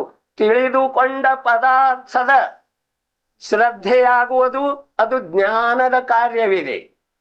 ಈ ಪ್ರಕಾರದ ಕಾರ್ಯವು ಮಿಥ್ಯಾದೃಷ್ಟಿ ಜೀವದಲ್ಲಿ ಆಗುವುದಿಲ್ಲ. ಆದುದರಿಂದ ಅವನ ಜ್ಞಾನವು ಅಜ್ಞಾನವಿದೆ. ಇಷ್ಟು ಮಾತಾಯ್ತಲ್ಲ, ಅವನ ಜ್ಞಾನ ಅಜ್ಞಾನ ಇದೆ ಅಂದ್ರೆ ನಾವ್ ಯಾರಿದ್ದೇವ್ರಿ? ನಾವು ಮಿಥ್ಯಾದೃಷ್ಟಿ ಇದ್ದೇವೆ ಅಥವಾ ಸಮ್ಯಕ್ ದೃಷ್ಟಿ ಇದೆ? ನಮ್ಗೆ ಆತ್ಮನ ಅನುಭೂತಿ ಇದೆಯೋ ಅಥವಾ ಇಲ್ಲ? ಅಗ್ನಿ ಇಲ್ಲದನ ಹಾಲು ಬಿಸಿ ಆಗ್ತಾವ. ಇದು ಯಾರಿಗೆ ಜ್ಞಾನ ಇದೆ ಅವರಿಗೆ ಸಮ್ಯಕ್ ದರ್ಶನ ಇದೆ. ಪೆಟ್ರೋಲ್ ಇಲ್ಲದ ಗಾಡಿ ಓಡ್ತಿದೆ, ಇದು ಯಾರಿಗೆ ಜ್ಞಾನ ಇದೆ ಅವರಿಗೆ ಸಮ್ಯಕ್ ದರ್ಶನ ಇದೆ. ಜಗತ್ತಿನ ವಿಪರೀತ ಇದೆ ರೀ. ಜಗತ್ತ ಬರೇ ಸಂಯೋಗ ದೃಷ್ಟಿಯಿಂದ ನೋಡ್ತಿದೆ, ಸಂಯೋಗದ ಮೇಲೆ ಅವಲಂಬನೆ ಇದೆ, ಪರ ಪದಾರ್ಥದಿಂದ ಕಾರ್ಯ ಆಗ್ತಿದೆ. ಈ ಪ್ರಕಾರ ನಾವು ತಿಳ್ಕೊತೀವ್ರಿ. ನಾನು ಇಲ್ಲಿಂದ ಹೋಗೋದ ಅಥವಾ ಟ್ರೈನ್ದಿಂದ ಹೋಗೋದ, ನಾ ಹೋಗೋ ಕಾರ್ಯ ಟ್ರೈನ್ ಮಾಡ್ಲಿಲ್ಲ ರೀ. ನನ್ನ ಹೋಗು ಯೋಗ ಇರುವುದರಿಂದ ಟ್ರೈನ್ ನಿಮಿತ್ತ ಆಗೈತಿ. ನಾ ಟ್ರೈನದಿಂದ ಇಲ್ಲಿಂದ ಪರಸ್ಥಳಕ್ಕೆ ಹೋಗುದಿಲ್ಲ. ಈ ಪ್ರಕಾರದ ಜ್ಞಾನ ಅಂತರಂಗದೊಳಗೆ ಶ್ರದ್ಧಾ ಯಾ ಜೀವಕ್ಕಾಗಿದೆಯೋ ಅವನಿಗೆ ಸಮ್ಯಕ್ ದರ್ಶನ ಇದೆ, ಆತ್ಮಾನುಭೂತಿ ಇದೆ, ಧರ್ಮದ ಆರಂಭ ಇದೆ. ಇಲ್ಲದೆ ಇದ್ದರೆ ಅವನಿಗೆ ಸಮ್ಯಕ್ ದರ್ಶನ ಇಲ್ಲ, ಅವ್ ಗಾಢ ಮಿಥ್ಯಾ ದೃಷ್ಟಿ ಇದ್ದಾನೆ ತಿಳ್ಕೊಳ್ಳೋದು. ಜಗತ್ತಿನ ಮಾತು ಬೇಕಿಲ್ಲ ನಮ್ಮನ್ನು ನಾವು ತಿಳ್ಕೊಳ್ಳೋದು. ನಾವು ಮಿಥ್ಯಾ ದೃಷ್ಟಿ ಇದ್ದೇವೆ ಅಥವಾ ಸಮ್ಯಕ್ ದೃಷ್ಟಿ ಇದೆ. ಹೀಗ ಆದ ನಂತರ ಎಲ್ಲಿವರೆಗೆ ಭಗವಾನ್ ಆತ್ಮನ ವಿದ್ಯಮಾನತೆ ಶರೀರದೊಳಗಿದೆಯೋ ಅಲ್ಲಿವರೆಗೆ 5 ಇಂದ್ರಿಯ ಜೀವಂತಿವೆ. 5 ಇಂದ್ರಿಯ ಜೀವಂತ ಇರುವ ಲಕ್ಷಣ ಶರೀರದೊಳಗೆ ಭಗವಾನ್ ಆತ್ಮನ ವಿದ್ಯಮಾನತೆ. ಭಗವಾನ್ ಆತ್ಮ ಶರೀರದೊಳಗಿಂದ ಹೊರಟು ಹೋದ ನಂತರ ಇವು 5 ಇಂದ್ರಿಯ ಜೀವಂತ ಇರ್ತಾವೇನ್ರಿ? 5 ಇಂದ್ರಿಯ ಜೀವಂತ ಇರುವುದಿಲ್ಲ. ಹಾಗಾದ್ರೆ ಇವೇನಾಗ್ತಾವು? ಯಾವ ಪ್ರಕಾರ ಶರೀರ ಜಡ ಇದೆಯೋ ಅದೇ ಪ್ರಕಾರ 5 ಇಂದ್ರಿಯ ಜಡ ಇದಾವ್ರಿ. ಶರೀರದ ಅವಯವ ಇದಾವ್ರಿ, ಶರೀರದ ಭಾಗ ಅದಾವ್ರಿ. ಇದರಿಂದ 5 ಇಂದ್ರಿಯ ಜಡ ಇದಾವ್ರಿ. ಈ ಮಾತಿನ ನಿರ್ಣಯ ಮೊದಲು ಮಾಡೋದು ಅನಿವಾರ್ಯ ಇದೆ. ಧರ್ಮದೊಳಗೆ ನಮಗೆ ಪ್ರವೇಶ ಮಾಡೋದಿತ್ತು, ಮನುಷ್ಯ ಪರ್ಯಾಯದ ಯಥಾರ್ಥ ಸಾರ್ಥಕತೆ ಮಾಡೋದಿತ್ತು. ಶರೀರ ಜಡ, 5 ಇಂದ್ರಿಯ ಜಡ. ಇದನ್ನ ನಿರ್ಣಯ ಮಾಡಿದ ನಂತರ ನಮ್ದು ಧರ್ಮದ ಆರಂಭ ಆಗೋದಿದೆ. ಹಾಗಾದರೆ ಧರ್ಮದ ಆರಂಭ ಇವ 5 ಇಂದ್ರಿಯ ಜಡ, ಶರೀರ ಜಡ, ಮನಸ್ಸು ಜಡ, ಹೌದಾ? ಈ ಪ್ರಕಾರ ಇದ್ರೂ ಕೂಡ ಯಾವಾಗ ಬರೇ ಒಂದು ಸ್ಪರ್ಶನೇಂದ್ರಿಯದಿಂದ ನಾವು ಇಲ್ಲಿವರೆಗೆ ಬಂದಿದ್ದೀವಿ, ನಿಗೋಧದೊಳಗ ಬರೇ ಅಂಶ ಮಾತ್ರ ಸ್ಪರ್ಶನೇಂದ್ರಿಯ, ಆ ಸ್ಪರ್ಶನೇಂದ್ರಿಯದ ಬಲದಿಂದ ನಾವು ಇಲ್ಲಿವರೆಗೆ ಬಂದಿದ್ದೇವೆ. ಅಷ್ಟು ಪುರುಷಾರ್ಥ ನಾವು ಮಾಡಿದ್ದೇವೆ. ಇಲ್ಲಿ ಮನಸಹಿತ ಪಂಚೇಂದ್ರಿಯ ಆದ ನಂತರ ನಮ್ಮ ಪುರುಷಾರ್ಥಕ್ಕ ಏನು ಸಿಡಿಲು ಹೊಡೆದಿದೆ? ಏನಾಗಿದೆ ನಮ್ಮ ಪುರುಷಾರ್ಥ? ಈಗ ಪರಾವಲಂಬನ, ಭಗವಂತರನ್ನ ನಂಬೋದ, ಭಗವಂತರ ಪೂಜೆ ಮಾಡೋದ, ಬಸ್ತಿ ಕಟ್ಟೋದ, ಪಂಚ ಕಲ್ಯಾಣ ಮಾಡೋದ. ಪ್ರಭು ನೀ 1000 ಪಂಚ ಕಲ್ಯಾಣ ಮಾಡು, 1,00,000 ಬಸ್ತಿಗಳನ್ನ ಕಟ್ಟು, ಆದರೆ ಅದರಿಂದ ಅಂಶ ಮಾತ್ರ ಧರ್ಮ ಆಗುವುದಿಲ್ಲ. ಈ ಮಾತಿನ ಶ್ರದ್ಧೆ ಮಾಡದ ವಿನಃ ನಮ್ಮಲ್ಲೇ ಧರ್ಮದ ಉತ್ಪತ್ತಿ ಆಗೋ ಸಾಧ್ಯತೆ ಇಲ್ಲ. ಸ್ವಲ್ಪ ಯೋಚನೆ ಮಾಡ್ರಿ. ಶರೀರದೊಳಗ ಆತ್ಮ ಇರೋ ತನಕ 5 ಇಂದ್ರಿಯಗಳು ಜಾಗೃತಿ ಇದೆಯರಿ. ಹಾಗಾದರೆ ಶರೀರದೊಳಗ ಕೇವಲಿ ಭಗವಂತರ ಆತ್ಮ ಇದ್ದಾನೋ ಅಥವಾ ಇಲ್ಲ? ಶರೀರದೊಳಗ ಕೇವಲಿ ಭಗವಂತರ ಆತ್ಮ ವಿರಾಜಮಾನ ಇದ್ದಾನೋ ಅಥವಾ ಇಲ್ಲ? ವಿರಾಜಮಾನ ಇದ್ರೂ ಕೂಡ ಶರೀರದ ಇಂದ್ರಿಯದೊಳಗ ಚೈತನ್ಯದ ಅಂಶ ಇದೆಯೇನ್ರಿ? ತೀರ್ಥಂಕರ ಪ್ರಭು ಅಥವಾ ಅರ್ಹಂತ ಪರಮೇಷ್ಠಿ ಶರೀರದೊಳಗ ಆತ್ಮ ವಿರಾಜಮಾನ ಅದನ್, ಆತ್ಮ ವಿರಾಜಮಾನ ಇದ್ದಾನೆ. ಆತ್ಮ ವಿರಾಜಮಾನ ಇದ್ರೂ ಕೂಡ ಆ ಆತ್ಮನ ಚೈತನ್ಯ ಅಂಶ ಯಾವುದಾದ್ರೂ ಇಂದ್ರಿಯಗಳೊಳಗ ಕಂಡು ಬರ್ತಿದೆಯಂತ. ಕಣ್ಣರೆಪ್ಪೆ ಹೊಡಿತಾವ್ರು, ಮತ್ ಕಣ್ಣರೆಪ್ಪೆ ನಮ್ಮ ಹೊಡಿದಿದ್ದ ನಾವೇನಂತೀವ್ರಿ? ಹಾಗಾದ್ರೆ ಅರ್ಹಂತ ಸತ್ ಹೋಗಿದಾರ ಜೀವಂತ್ರಿ. ನೋಡ್ರಿ, ಹಸಿ ತೆಂಗಿನಕಾಯಿ ಒಡೆದ ನಂತರ ಕೊಬ್ಬರಿ ಆ ಪರಟೆಗೆ ಅಂಟಿಕೊಂಡಿರ್ತಿದ್ದೀರಿ, ಇರ್ತಾ ಇದೆ ಇಲ್ರಿ? ಆಮೇಲೆ ಅದನ್ನು ಮರದಿಂದ ಇಳಿಸಿ 4-6 ತಿಂಗಳು ಇಟ್ಟ ನಂತರ ಆ ಒಳಗಿನ ಗೋಳ ಅದು ಪರಟೆಯಿಂದ ಭಿನ್ನ ಆಗ್ತೈತೆ ಅಥವಾ ಇಲ್ಲ ರೀ? ಅದು ಭಿನ್ನ ಐತರಿ, ಅದು ಪರಟೆಗೆ ಅಂಟಿಕೊಳ್ಳೋದಿಲ್ಲ. ಅದೇ ಪ್ರಕಾರ ಅರ್ಹಂತ ಭಗವಂತರದ ಆತ್ಮ ಆ ಪರಟೆ ರೂಪದೊಳಗಿರುವಂತ ಶರೀರದಿಂದ ಸ್ಪಷ್ಟ ಭಿನ್ನಾಗಿದೆ. ಇಂದ್ರಿಯದ ಅಂಶ, ಆ ಚೈತನ್ಯದ ಅಂಶ ಯಾವ ಇಂದ್ರಿಯದೊಳಗೆ ಇರುವುದಿಲ್ಲ. ಈ ಪ್ರಕಾರ ಅರ್ಹಂತ ಪ್ರಭುಗಳಿಗೆ ವರ್ತಮಾನದೊಳಗ ಶರೀರ ಇದ್ರೂ ಕೂಡ ಆ ಶರೀರದೊಳಗ ಯಾವ 5 ಇಂದ್ರಿಯವೆ, ಆ 5 ಇಂದ್ರಿಯದೊಳಗ ಆ ಅರ್ಹಂತ ಪ್ರಭುಗಳ ಆತ್ಮನ ಚೈತನ್ಯ ಅಂಶ ವಿಸ್ತಾರ ಆಗ್ತಾ ಇಲ್ಲ. ಅದ ಶರೀರದ ಯೋಗ್ಯತಾದಿಂದಿದೆ, ಆತ್ಮನ ಯೋಗ್ಯತಾದಿಂದಿಲ್ಲ. ಶರೀರದ ಯೋಗ್ಯತಾದಿಂದ ಅಂತರಾಳದೊಳಗಿದೆ. ಆತ್ಮ ಒಳಗಿರುವುದರಿಂದ ಶರೀರ ಇದೆ, ಇದು ನಿಮಿತ್ತದ ಕಥನ. ಶರೀರ ಜಡ ವಸ್ತು, ನೆಲ ಬಿಟ್ಟ ಅಂತರಾಳದೊಳಗಿದೆ ಅದ ಅರ್ಹಂತ ಪ್ರಭುಗಳ ಶರೀರ. ಮತ್ತ ಆ ಶರೀರದೊಳಗ ಅರ್ಹಂತರ ಆತ್ಮ ಏನಿದಾನೋ ಅವ ಸ್ವತಂತ್ರ ಭಿನ್ನದ. ಈ ಪ್ರಕಾರ ವಸ್ತು ಎರಡದವು. ಇದರದ ಪರಿಚಯ ನಮಗ ಪ್ರತ್ಯಕ್ಷ ಕೇವಲಿ ಭಗವಂತನ ನೋಡಿದ ನಂತರ ತಿಳಿದು ಬರುವುದಿದೆ. ಅಲ್ಲಿಂದ ಇನ್ನೊಂದ್ ಸ್ವಲ್ಪ ಕೆಳಗೆ ಇಳಿದು ಬರೋಣರಿ. ಯಾವ ಭಾವಲಿಂಗಿ ಮುನಿ ಭಗವಂತರಿರ್ತಾರೆ, ಭಾವಲಿಂಗಿ ಮುನಿ ಭಗವಂತರಿರ್ತಾರೆ, ಶ್ರೇಣಿ ಹಚ್ಚಿರ್ತಾರ. ಶ್ರೇಣಿ ಹಚ್ಚಿ ಸಮಾಧಿದೊಳಗೆ ಹೋಗಿರ್ತಾರ್ರಿ. ಸಮಾಧಿದೊಳಗೆ ಹೋದ ನಂತರ 5 ಇಂದ್ರಿಯದ ಜ್ಞಾನ ಅವರಿಗೆ ಅಂಶ ಮಾತ್ರ ಇರುವುದಿಲ್ರಿ. ಆ ಮುನಿ ಭಗವಂತರಿಗೆ ಯಾವಾಗ ಸಮಾಧಿ ಹಚ್ಚಿರ್ತಾರೋ, ಆತ್ಮನಲ್ಲಿ ಲೀನ್ ಆಗಿರ್ತಾರೋ, ಆ ವೇಳೆದೊಳಗ 5 ಇಂದ್ರಿಯದ ಜ್ಞಾನ ಅಂಶ ಮಾತ್ರ ಇರುವುದಿಲ್ಲ. ಆಗ ಪಾರ್ಶ್ವನಾಥ ಭಗವಂತರಿಗೆ ಕಮಠ ಅಗ್ನಿವೃಷ್ಟಿ ಮಾಡ್ತಾ ಇದ್ರೂ ಕೂಡ ಅವ್ರಿಗೆ ಶರೀರದ ಜ್ಞಾನ ಅಂಶ ಮಾತ್ರ ಇರಲಿಲ್ಲ. ನಮಗ ಮಹಿಮಾ ಅನ್ನಿಸ್ತಿದೆ ಆ ಮುನಿ ಭಗವಂತರ ಉಪಸರ್ಗ. ಅವರು ತಾಳಿಲ್ಲ, ಅವರು ತಾಳೋದಂತೂ ಪ್ರಶ್ನೆನೇ ಇಲ್ಲ. ಉಪಸರ್ಗ ಸಹನ ಮಾಡೋ ಪ್ರಶ್ನೆನೇ ಇಲ್ಲ. ಎಲ್ಲಿ ಉಪಸರ್ಗ ಇಲ್ಲವೋ ಅಲ್ಲಿ ಹೋಗಿಬಿಟ್ಟಿರ್ತ. ಅದರಿಂದ ಏನಾಗ್ತಿದೆ, ಬಾಹ್ಯದೊಳಗೆ ಶರೀರ ಅದ್ಯಾವ ಗಜಕುಮಾರನ ತಲೆ ಮೇಲೆ ಶೇಗಡಿ ಇಟ್ರು, ನಮ್ಮ ತಲೆ ಮೇಲೆ ಇಟ್ರೆ ಏನಾಗ್ತಿದ್ರಿ? ನಮ್ಮ ತಲೆ ಮೇಲೆ ಇಟ್ರೆ ನಾವು ಒದರಾಡ್ತೇವೆ, ಕೂಗಾಡ್ತೇವೆ, ಎದ್ದು ಓಡಾಡಬಹುದ್ರಿ. ಆದ್ರೆ ಆ ಮುನಿ ಭಗವಂತರ ಮಸ್ತಕದ ಮೇಲೆ ಶೇಗಡಿ ಇಡುವುದರಿಂದ ಅವ್ರು ಹಾಗೇ ಕೂತಿದ್ರು. ಅರ್ಥಾತ್ ಅವರ ಶರೀರ ಮತ್ತು ಆತ್ಮ ಭಿನ್ನ ಆಗಿ ಅನುಭವ ಮಾಡ್ತಾ ಇದ್ರು. ಇದು ಪ್ರತ್ಯಕ್ಷ. ಕೇವಲಿ ಭಗವಂತರದ ಸಂಪೂರ್ಣ ರೂಪದಿಂದ ಭಿನ್ನ ಇದೆ, ಮುನಿ ಭಗವಂತರದ ಆಂಶಿಕ ರೂಪದಿಂದ ಭಿನ್ನ ಇದೆ. ಆ ವೇಳೆದೊಳಗ ಮುನಿ ಭಗವಂತಗ ಎಂಥದ್ದನೂ ಉಪಸರ್ಗ ಮಾಡ್ರನು ಮುನಿ ಭಗವಂತ ಒಳಗ ಬಿಸಿ ಹತ್ತೋದನೇ ಇಲ್ರಿ. ಅಗ್ನಿ ವೃಷ್ಟಿ ಮಾಡಿದ್ರೆ ಬಿಸಿ ಹಚ್ಚರೆ ಅದು ವ್ಯಕ್ತಿ ಕೊಡೋದನ್ನ ಸಾಧ್ಯ ಇಲ್ರಿ. ಬಿಸಿ ಹತ್ತಬಾರ್ದಂಥ ಸ್ಥಾನದೊಳಗೆ ಅವ್ರು ಕೂತಿರ್ತಾರ್ರಿ, ತಮ್ಮಲ್ಲೇ ತಾವು ಕೂತಿರ್ತಾರ್ರಿ. ಅದರಿಂದ ಬಿಸಿ ಆಗತ್ತಿದೆ. ಯಾವ ಪ್ರಕಾರ ಹಾಲಿನಿಂದನ ಹೊರಟಂಥ ತುಪ್ಪ ಹಾಲಿನೊಳಗನ ಕೂಡ್ತಿದೆ ಅಂದ್ರಿ. ಪುನಃ ಹಾಲಿನೊಳಗನ ಕೂಡ್ಲಿಲ್ಲ, ಆದ್ರೆ ಪರ ಪದಾರ್ಥದೊಳಗ ಆ ತುಪ್ಪ ಹ್ಯಾಗ ಒಂದಾಗಿ ಹೋಗ್ತಿದೆ.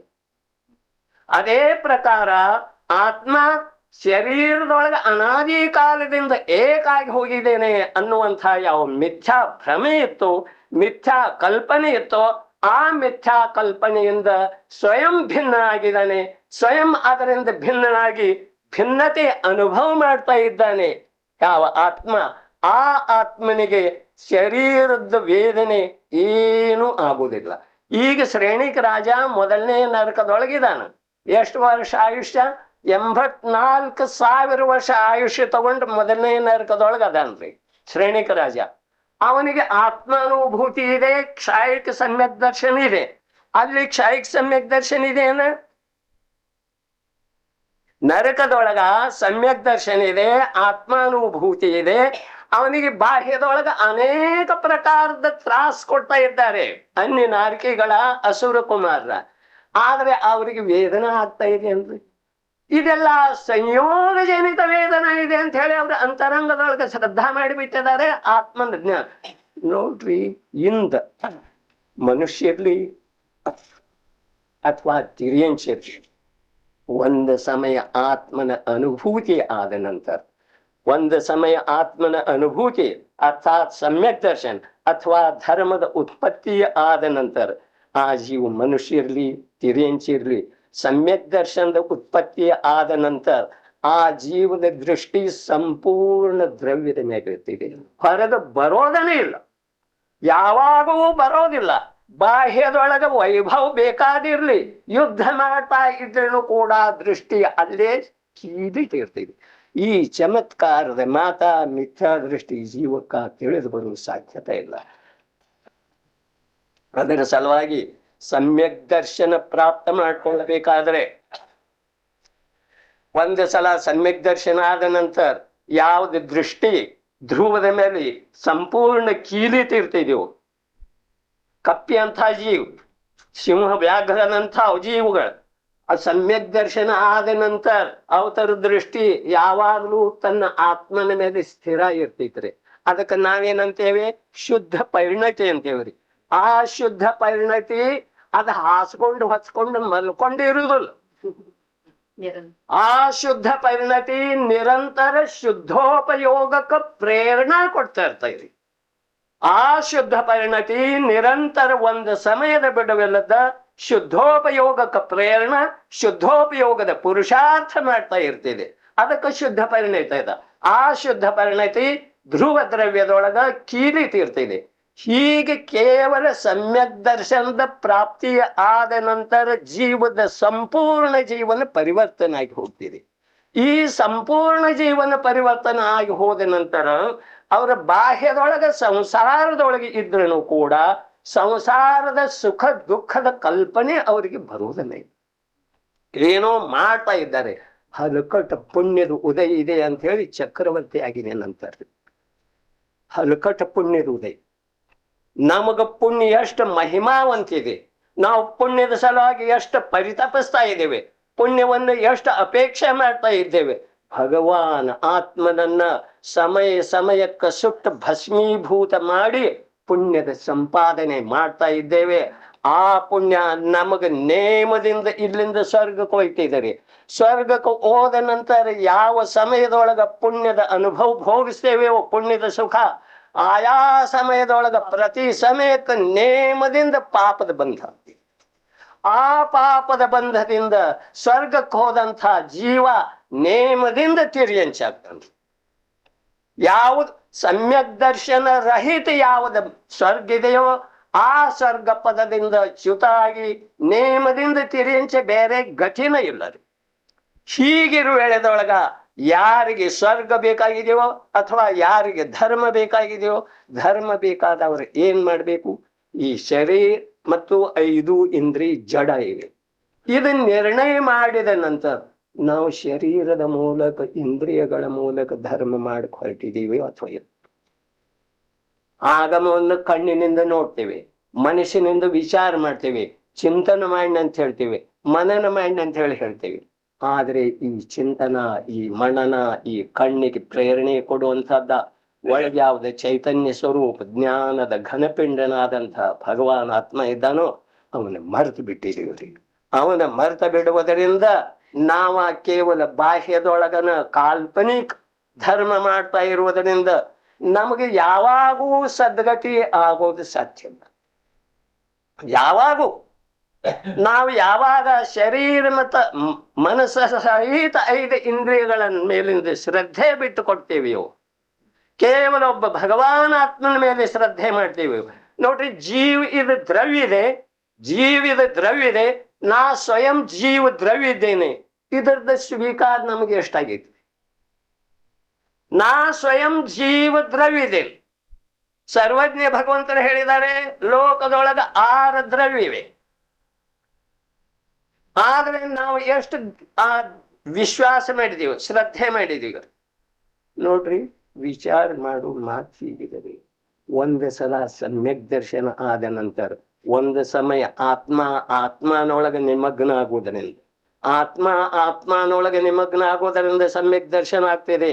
ಆತ್ಮ ಕ್ಯಾಸೆಟ್ ಕೇಳುವುದರಿಂದ ಸಮ್ಯಕ್ ದರ್ಶನ ಆಗುವುದಿಲ್ಲ. ಆತ್ಮ ಬಸ್ತಿ ಒಳಗೆ ಹೋಗುವುದರಿಂದ ಸಮ್ಯಕ್ ದರ್ಶನ ಆಗುವುದಿಲ್ಲ.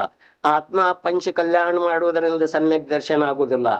ಆತ್ಮ ಜ್ಞಾನ ರಹಿತ ಧ್ಯಾನ ಮಾಡುವುದರಿಂದ ಸಮ್ಯಕ್ ದರ್ಶನ ಆಗುವುದಿಲ್ಲ. ಆತ್ಮ ಶರೀರವನ್ನು ಬದಲೆ ಮಾಡುವುದರಿಂದ ಸಮ್ಯಕ್ ದರ್ಶನ ಆಗುವುದಿಲ್ಲ. ಆತ್ಮನ ಮೇಲೆ ಶ್ರದ್ಧೆ ಮಾಡುವುದರಿಂದ ಸಮ್ಯಕ್ ದರ್ಶನ ಆಗ್ತಿದೆ. ಆ ಸಮ್ಯಕ್ ದರ್ಶನ ಆದ ನಂತರ ಒಂದು ಸಮಯದ ಪರ್ಯಾಯ ಏನು ಉತ್ಪತ್ತಿ ಆಗ್ತೈತಿ, ಆತ್ಮನ ಅನುಭೂತಿ ಏನಾಗ್ತೈತಿ, ಆ ಒಂದು ಸಮಯದ ಪರ್ಯಾಯ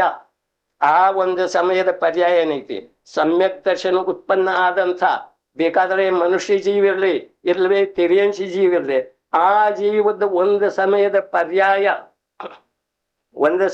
ಪರ್ಯಾಯ ಸಂಪೂರ್ಣ ಲೋಕದೊಳಗಿನ ಚರಾಚರ ಎಷ್ಟು ಜಡ ಇದಾವು, ಎಷ್ಟು ಚೇತನ ಇದಾವು, ಆ ಸಂಪೂರ್ಣ ಜಡ ಚೇತನ ಪದಾರ್ಥಗಳ ದ್ರವ್ಯಗುಣ ಪರ್ಯಾಯ ಸಹಿತ ಪರೋಕ್ಷ ತಿಳಿತಿ.